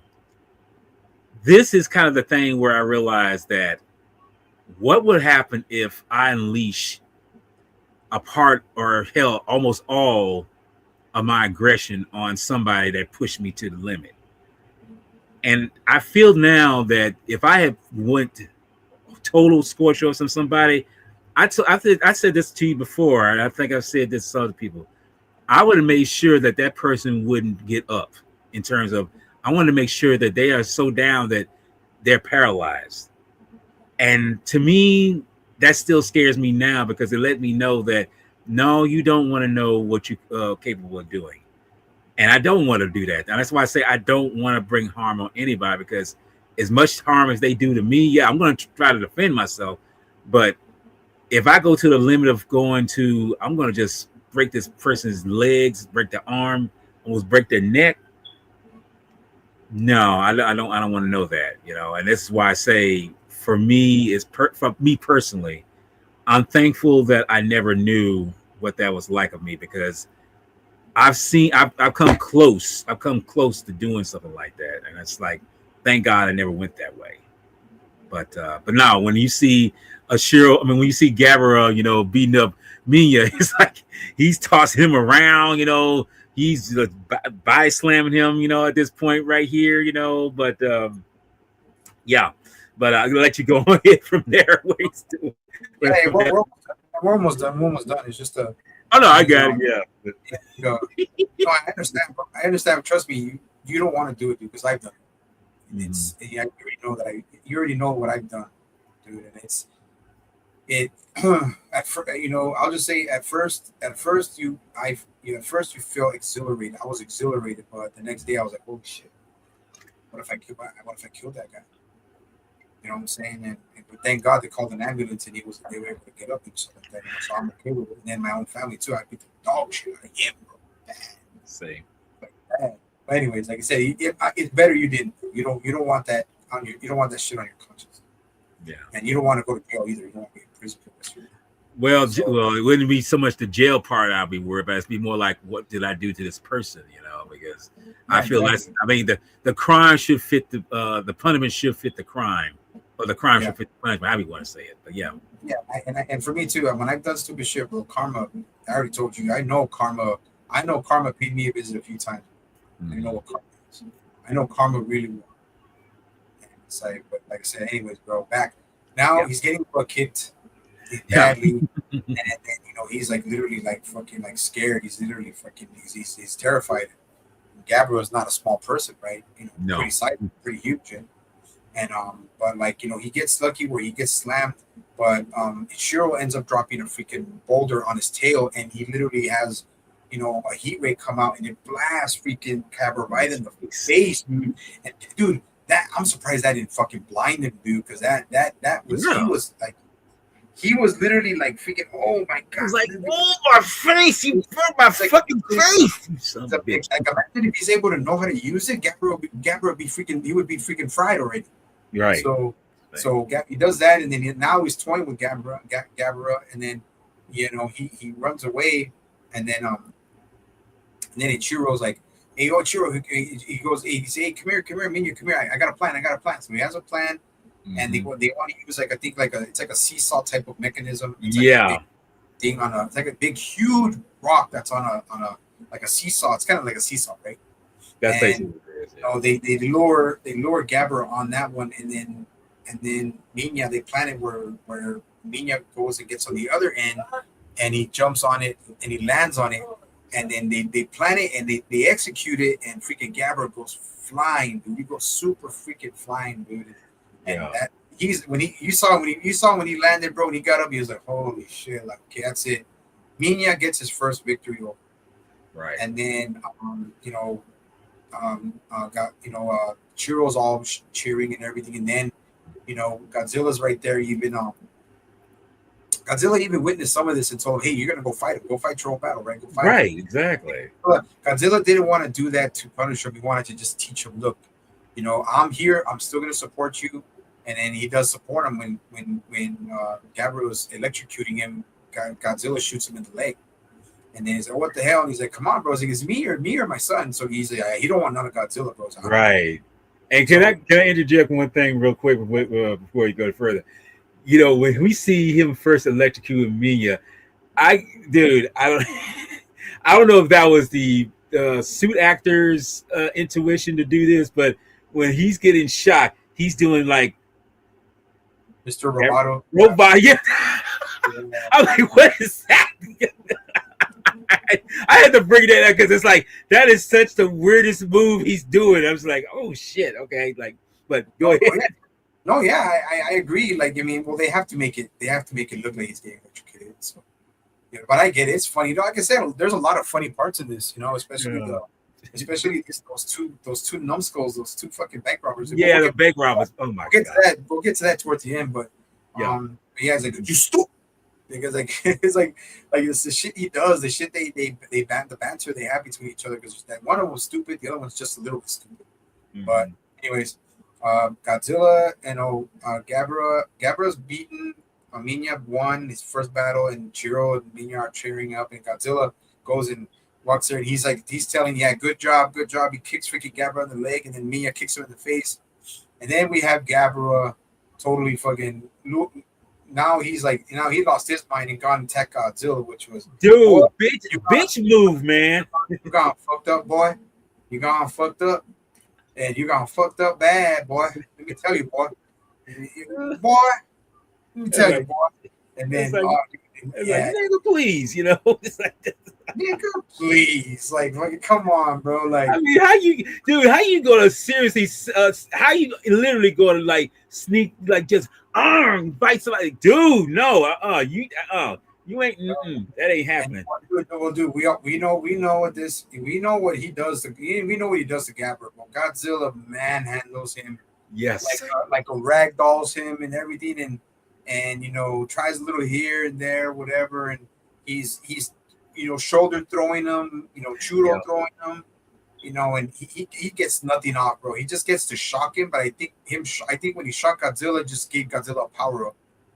Probably so, yeah. And then Godzilla just throw. It's because it's not like another Godzilla movie where you can talk about where Godzilla battles like Rodan or he battles Megalon. Even Megalon, it's like you can't take this guy seriously. You can't take Gabra seriously. I cannot take him seriously. No, in fact you can. He's more bullied than anything else. That's And when Godzilla shoulder throws him and he just goes flying, bro. Of course, because they took the they took the suit actor out and they exactly. I mean that's probably one of the few times where the actor was not inside the suit, because truth be told, for King Kong versus Godzilla, the guy who's in the Kong suit actually tossed Nakajima, who was in the suit, the Godzilla suit, over his shoulder. He actually tossed him over his shoulder. That's the one time that's actually been done, but anything else was like, dude, we got to take the people out of this damn thing, Yeah. No, that's dangerous, bro. That's a freaking. I mean, it's dangerous, man. I mean, it's it may hurt them now, but like look at me in the long run. I was training for fucking 20 years, dude, and I felt fine for the first 15, and now I'm fucking falling apart. But you know what I mean. But he tosses him, beats the dog shit out of him, and he's like, "Come on, you want more?" And Gabra finally says that shit, dude. And even the trio's like, "Go home, Gabra, you are a loser." Yeah. When I first saw it, bro, I was like, "What?" I was like, "Godzilla's now a superhero." Dude. He's like, he fucking superhuman strength, where he just tossed that freaking huge fucking kaiju over. And I'm like, and it's not that I hate Gabra. It's just they portrayed him as a bully, so nobody's really gonna have any sympathy, right? So, sure. Yeah. But that's the whole point. He's a monster in a suit, so he's able to get away with that. With a human being, it's different. A human being can sometimes make a change and be okay, I shouldn't act like that, I shouldn't do that. I've known some guys who did that. I've known guys since high school that were kind of bullies, but as I went to high school, we became pretty good. We became really cool. So okay. But anyways, he does that, beats the shit out of him, and then Minya wants to introduce Godzilla to him, but then Godzilla's like, "Oh, let me come here," like, and then Ichiro's freaking out, whatever. But actually, he's waking up because they're waking him up. The robbers are waking him up, and then I'll pass the ending to you, but I want to see just the robbers part.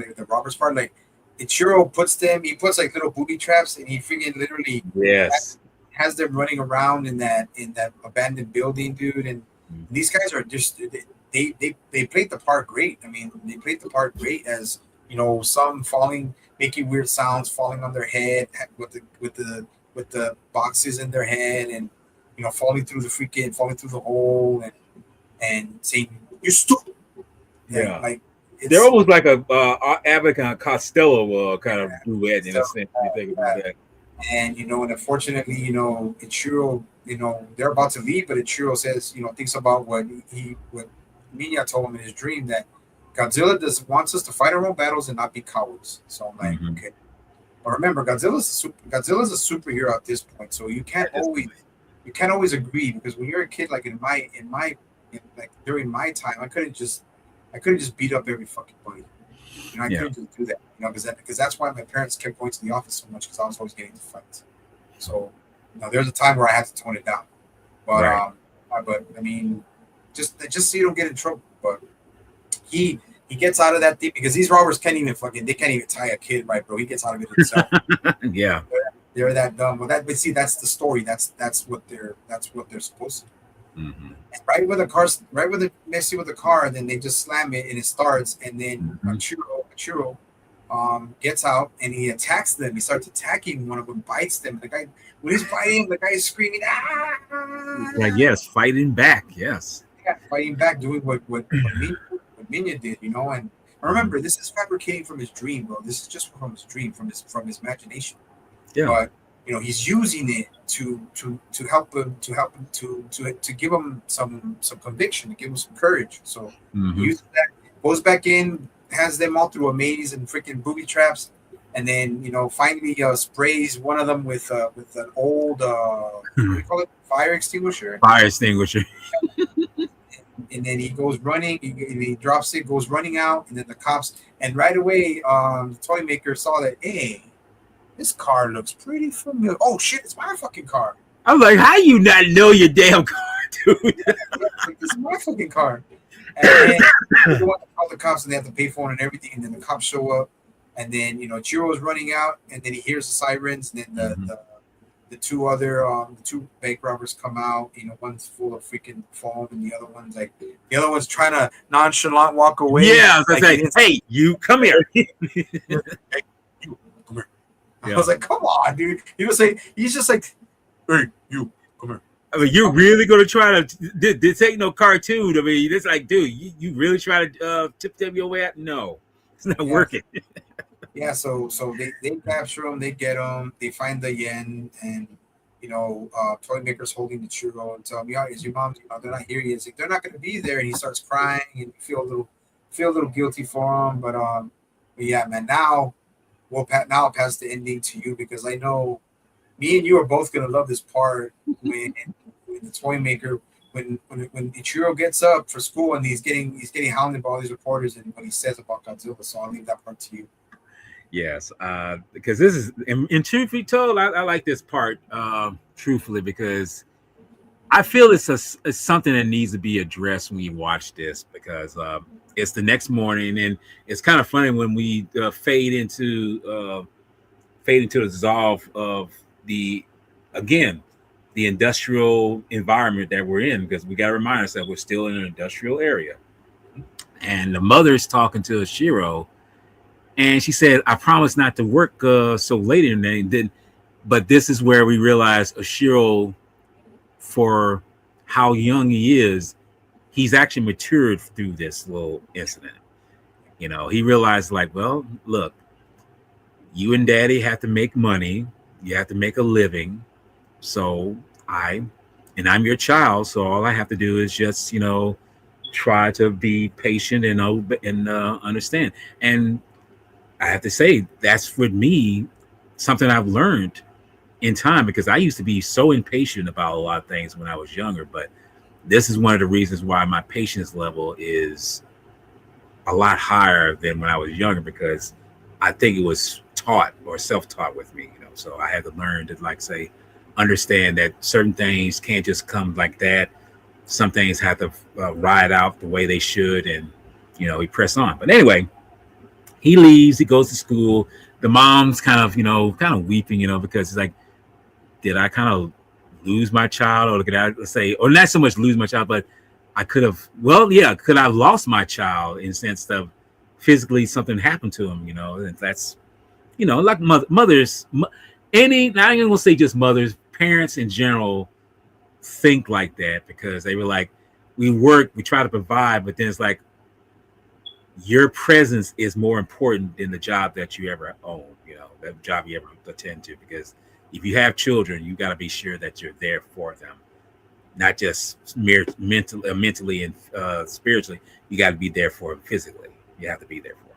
Anyway, so all these reporters, like locusts, gang up on him. You like say, sure, were you scared? Were you frightened? Were you just like, no? I mean, Minion was there, and all these other creatures, monsters was there. So I was good, and he just walks off with this new self-confidence with him, and the toy maker say, bruh, back off, man. Can we just let the kid be a kid, let him have some space, for God's sake, let him be a child.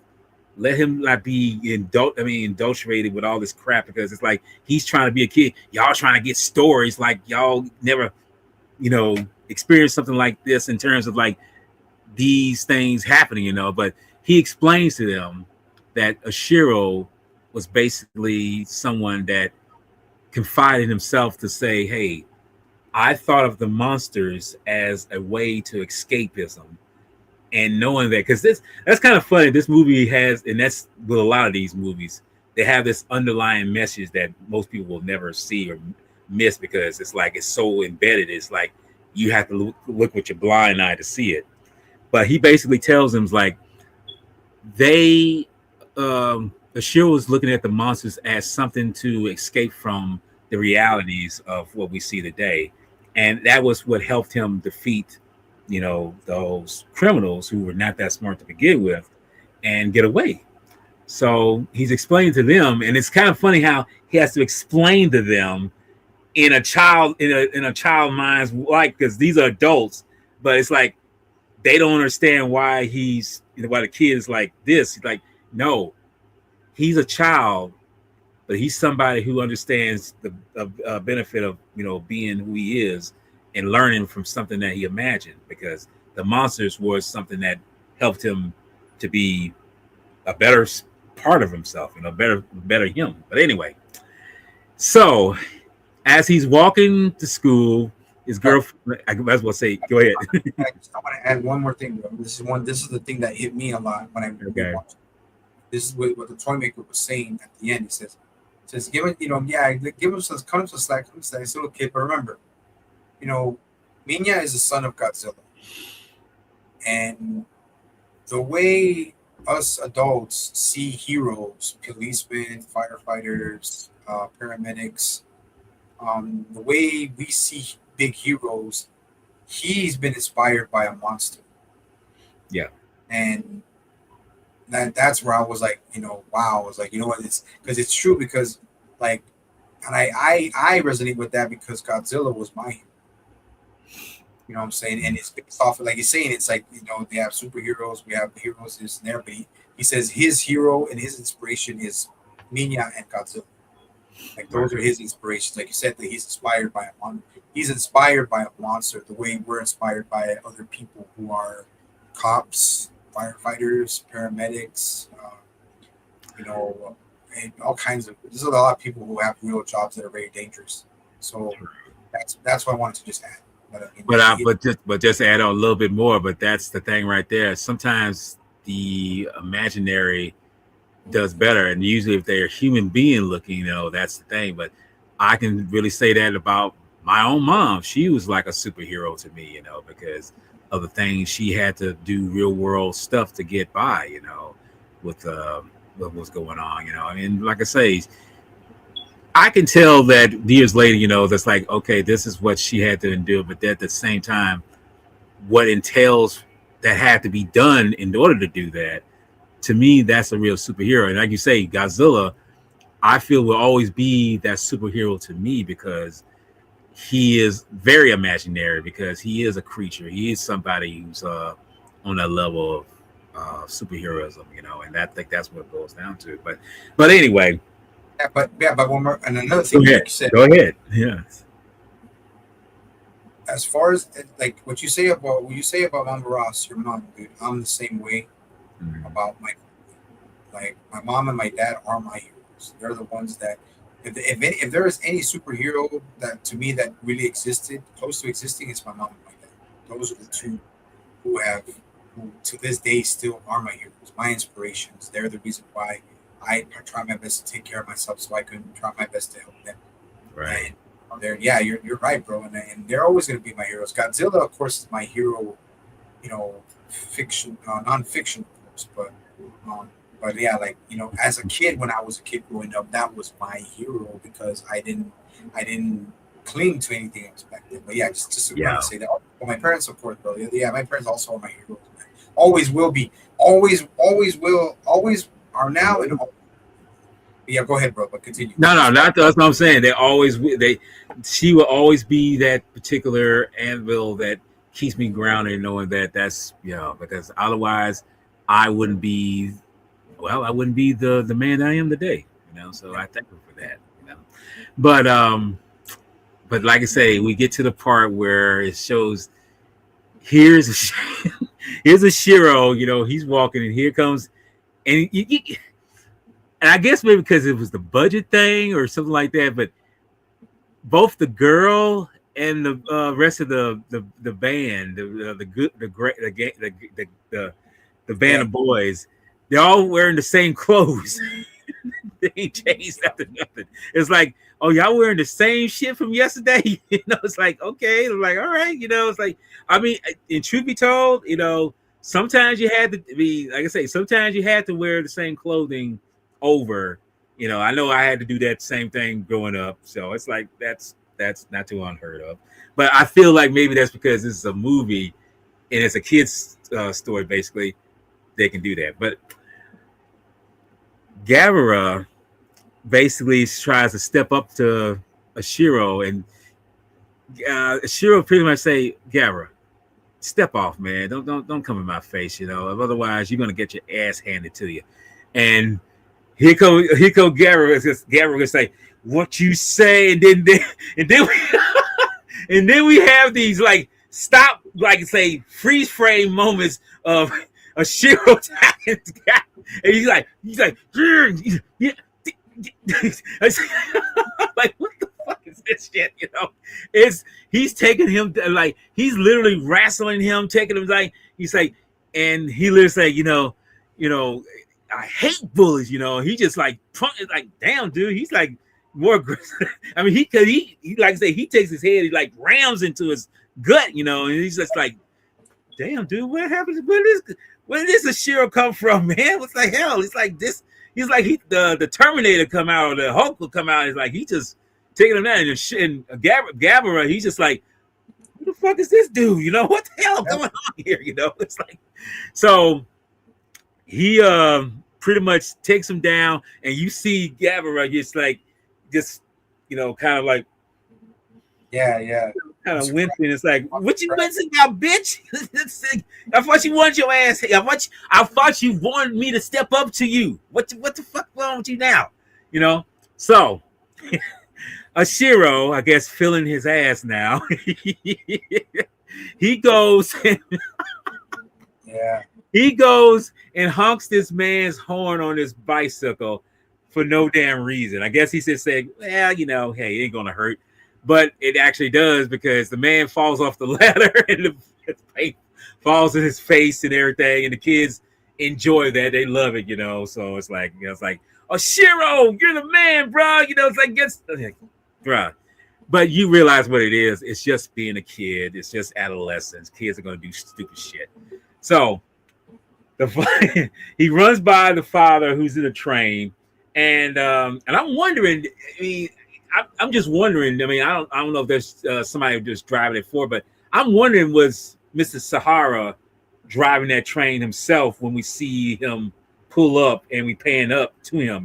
Because it comes to a good stop, and I'm just wondering. I mean, it could have been somebody driving behind, but I don't know. But but anyway, he tells his father, "Can you tell this guy, whatever he says, it's the truth. I did it. And I'm sorry that I did it, He's just like, I was just doing, but he tells the father, I say, go ahead, go run, go. So the father, he compensates the man, tells him, and of course the man is just like, man, this kid got me all this pain on me, man. What the fuck you gonna do? He's like, look, now we and notice notice the father is kind of like say, get your ass, go, get out of here. So the end result is the kids meet up with him as a Shiro and him start walking. Say, this man still, and we get this great shot, which I don't know why I love this shot. This shot of, as the kids are walking towards the road and everything, pull back and you see this very industrial where power lines are sitting here. You see this road.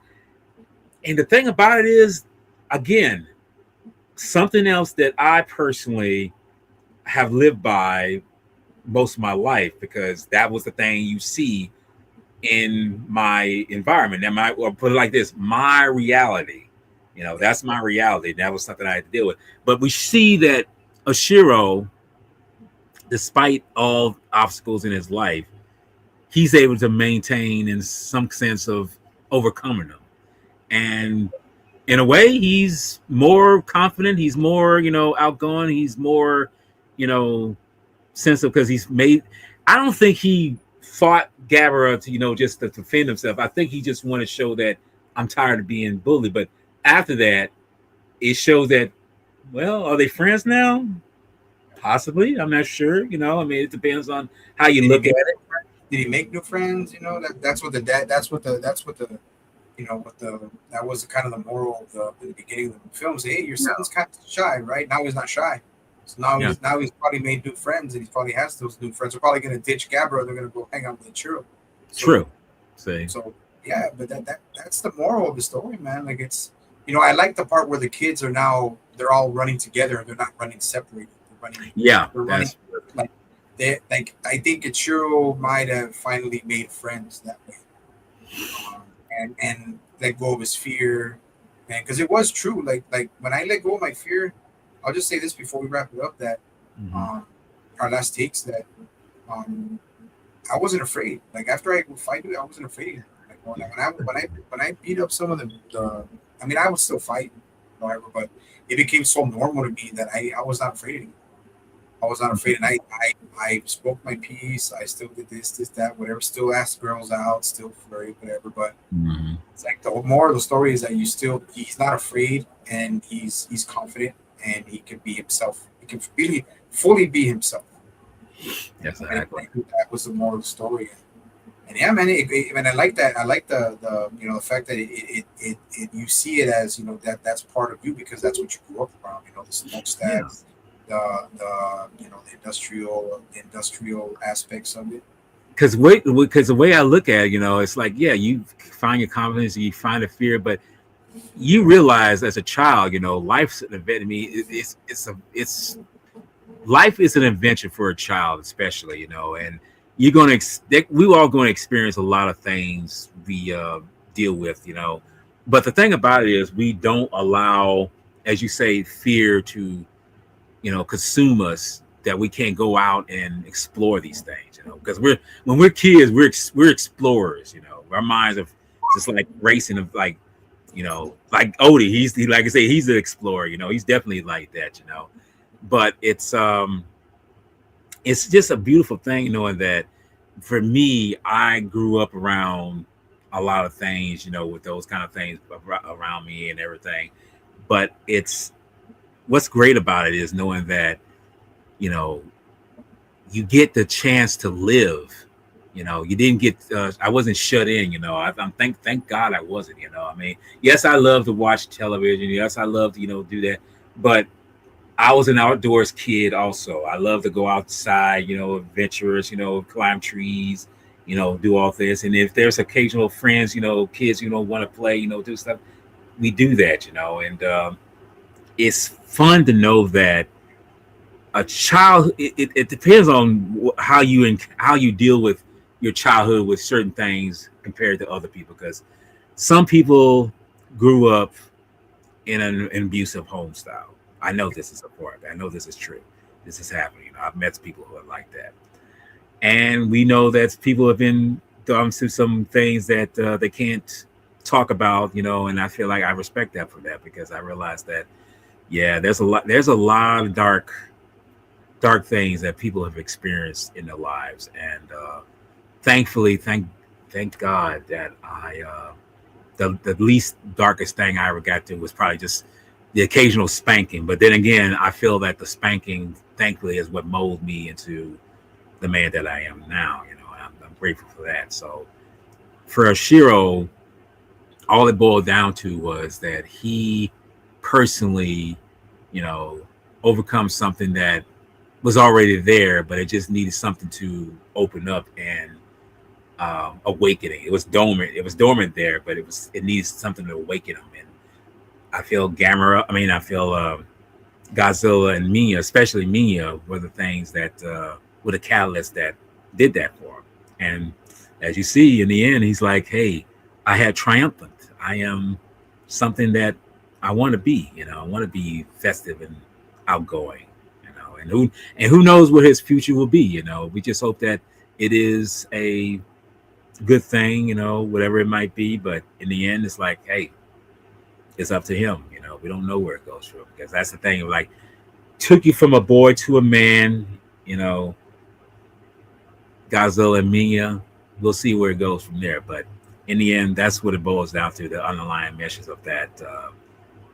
Ashiro is now on the right path to something greater in himself. So that's what it boils down to. That's it. That's your last take?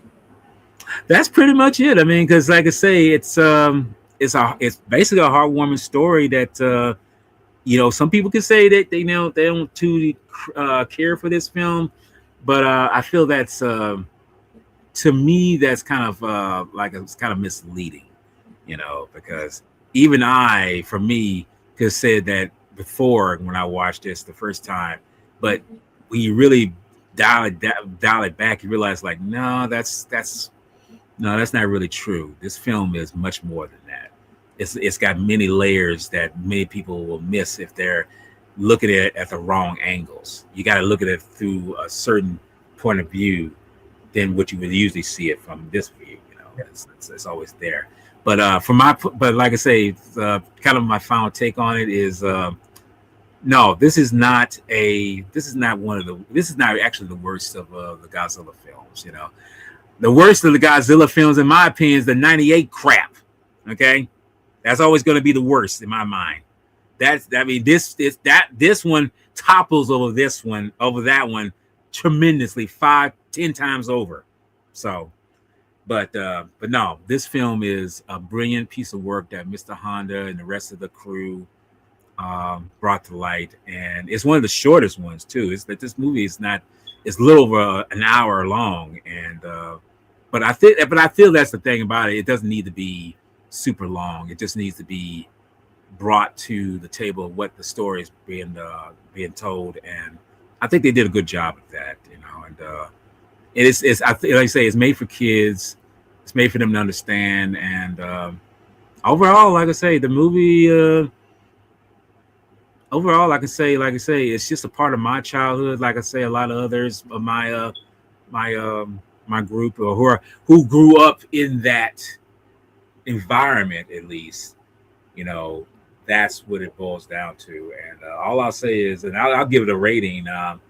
I think I gave this one maybe like an 8 or 9, something like that. I'm not for sure. I don't. No, in fact, I don't think I ever gave it a rating. I think when we did something on someone else's channel, we did a what's our favorite, for our least favorite to the most favorite of Godzilla films, and this one came in, I'm not really sure, somewhere in the middle, but yeah, I'll give it a 9.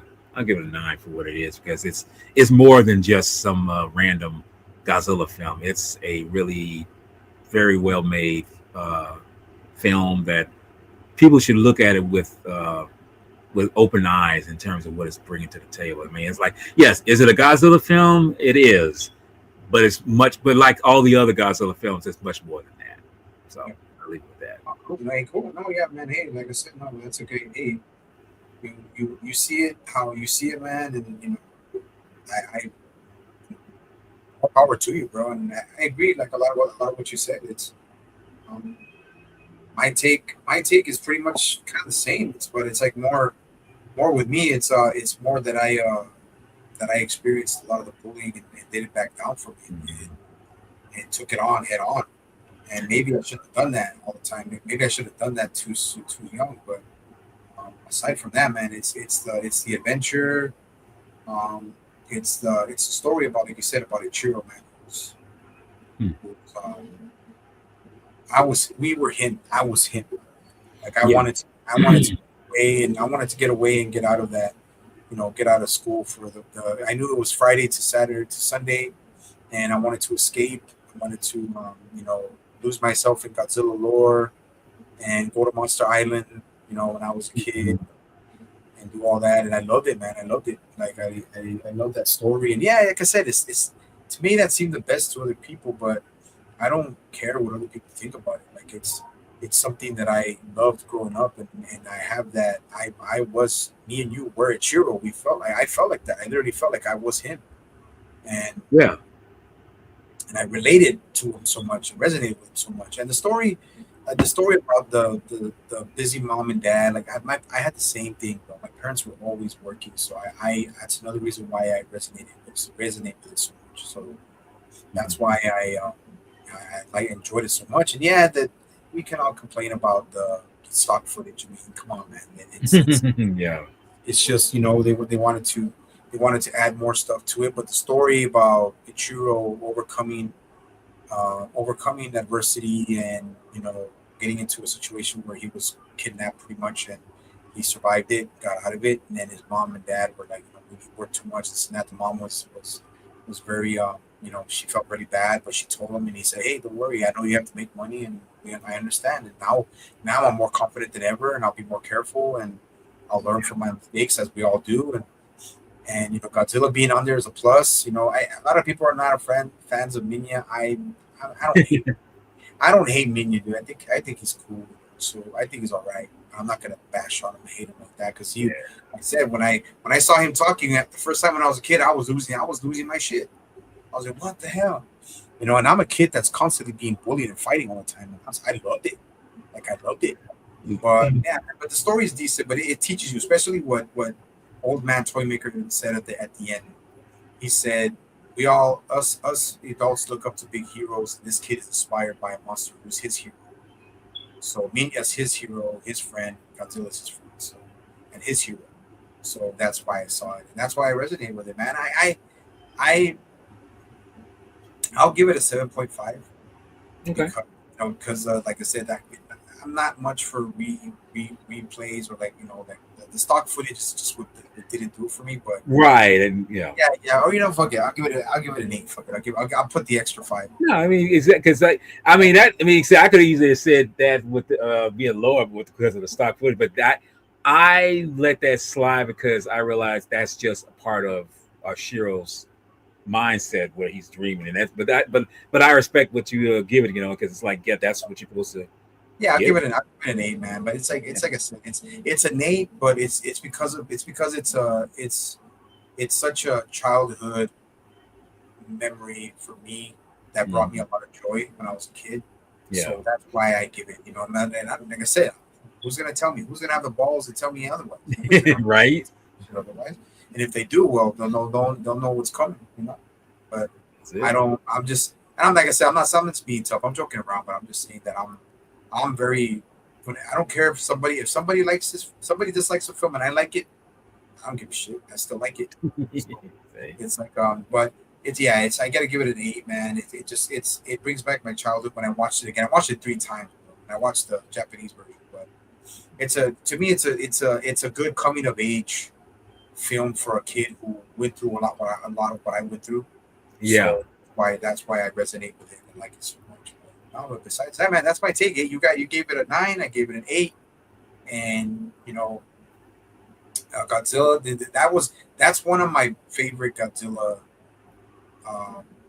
That's one of my favorite. I'm saying the end of the movie where he beats Gabara. Like that's one of my favorite Gabara. I mean, my favorite Godzilla suit designs. It's actually It's a 68 design. No, is it? No. It's Oh, you mean the Godzilla or Gabara? No, Godzilla. No, it's a No, 68. Godzilla's a 68 design. Yeah, it's a 68 because he did it for all. Destroy all monsters. Yeah. So and they put it back in for 72 for Gigan. Mm-hmm. So that was the last time they used it because it was falling apart. It was falling. You could tell it's falling apart in that film. Yeah, that was mine. But yeah, bro. But besides that, man, I love that suit. I love the movie, man. I mean, the stock footage it's repetitive, but you know the story's decent. Coming of age or more of a rite of passage for a kid who was going through bullying. Like I went through it, that's why I resonated with it. But besides that, my brother, that's our quick covering and review for All Monsters Attack 1969 by Toho, Godzilla, and everything. So what do you got coming up, my brother? So before we wrap. Not much because tomorrow I'm going to be hooking up with DJ Anubis on something, which is talking about it's called a film called The Boondock Saints. I've never even heard of it. I never heard of it before. I saw the trailer, and for what I've discovered, it's basically about some dudes who they're vigilantes. I put it like that. They're vigilantes who are cleaning up the town of mob bosses, the mafia, and it's like, and there's cops on their tail, but it's like the cop that's investigating saying like, you know what, I'm more like them. I mean, I want to clean up the scrub around the disease part of this town too. You know, I mean, I think I should be able to get away, but you know, he's still a lawman. You know, but that's what we're going to be discussing. So that's tomorrow. And but as far as my channel, I've said this too a couple of times. I'm not going to be doing too much content creation. I'll probably be more on other people's channels, maybe yours if you have something in particular, or others. But on mine, I ain't got nothing coming up until like maybe late September, because with me working in the school board, it's going to be busy as giddy up. And truth be told, dude, I'm not going to be wanting to do anything content creating at all. I mean, I might have something in the works, but that's in the future. That's like maybe possibly late September, early October. We'll see. But as far as that goes, I ain't got nothing on the plate right now. It's pretty much a void, as I said before. So that's what I got coming up, and that's pretty much all I got for that now. Yeah, well, me, I got to get with Jonathan. I got to get with Jonathan H, and so we could do Destroy All Monsters. But I also have to get with Alzilla to do Son of Godzilla. So I'm gonna have to see, because I'm gonna try to just do one, because I'm still doing therapy, man, and I might go into September doing therapy. So I might just do one of them this month. But like I told you, I got with Film Fanatic, and I told him about Ninja Scroll, and I want to do a rewind with Ninja Scroll because Alzilla is a big fan of it, and I want to get Film Fanatic on it because I should have got him out this the first time. And if I do it, you're more than welcome. You're more than welcome to join it if you want to watch it again. Okay. And you already know, bro. I just remember it blew your fucking mind when you first. Bro, it blew my dude. I was like, and the funny thing is, I say I kind of, that scene looks familiar. Then when I put it, I was like, oh shit. Now it's like, now I get it, you know. And then when I really watched it in the whole, it's like, yeah, it's fucking bananas. I'm saying, yeah, but like I said, if I got to get with Alzilla 2 on that, because he wants to get that one, so we'll probably do that one.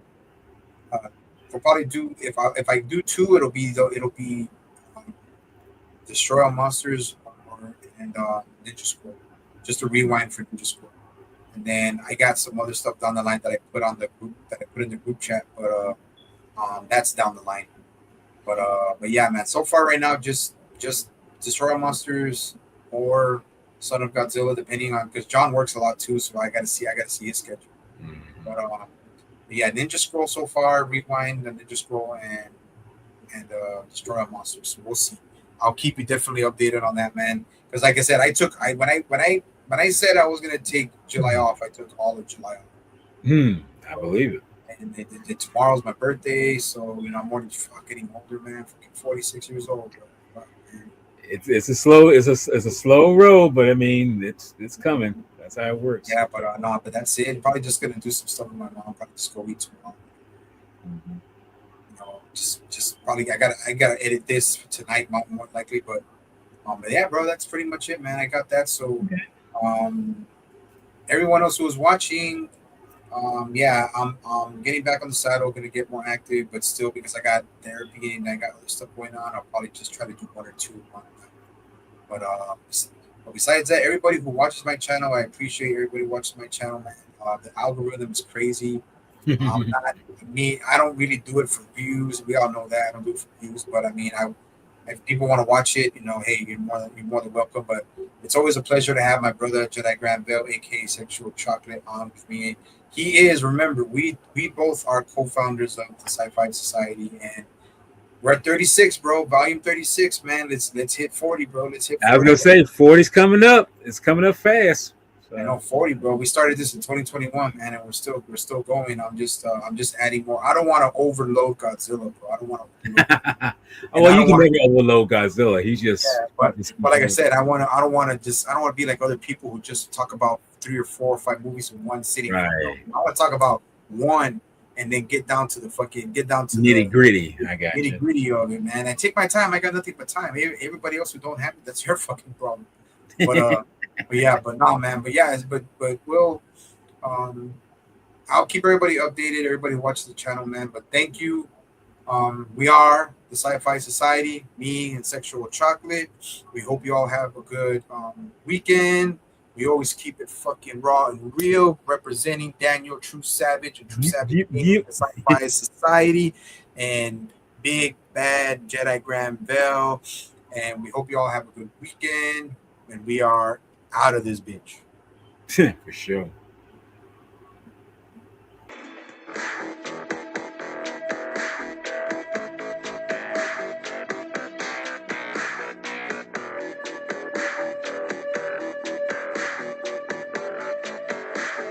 And brought back such deep feelings of nostalgia.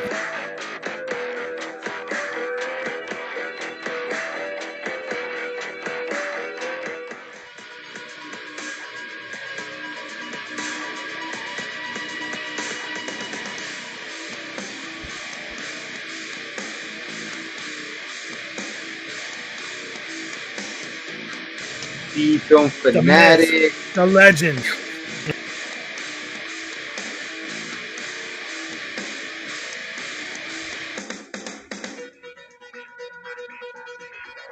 The legendary Sifu Bruce Lee, for the first time on my channel. Yeah, everything that this individual does, man, is just iconic. You know what he created. You know, it was Jeet Kune Do. I didn't originally see his films until like the late 80s.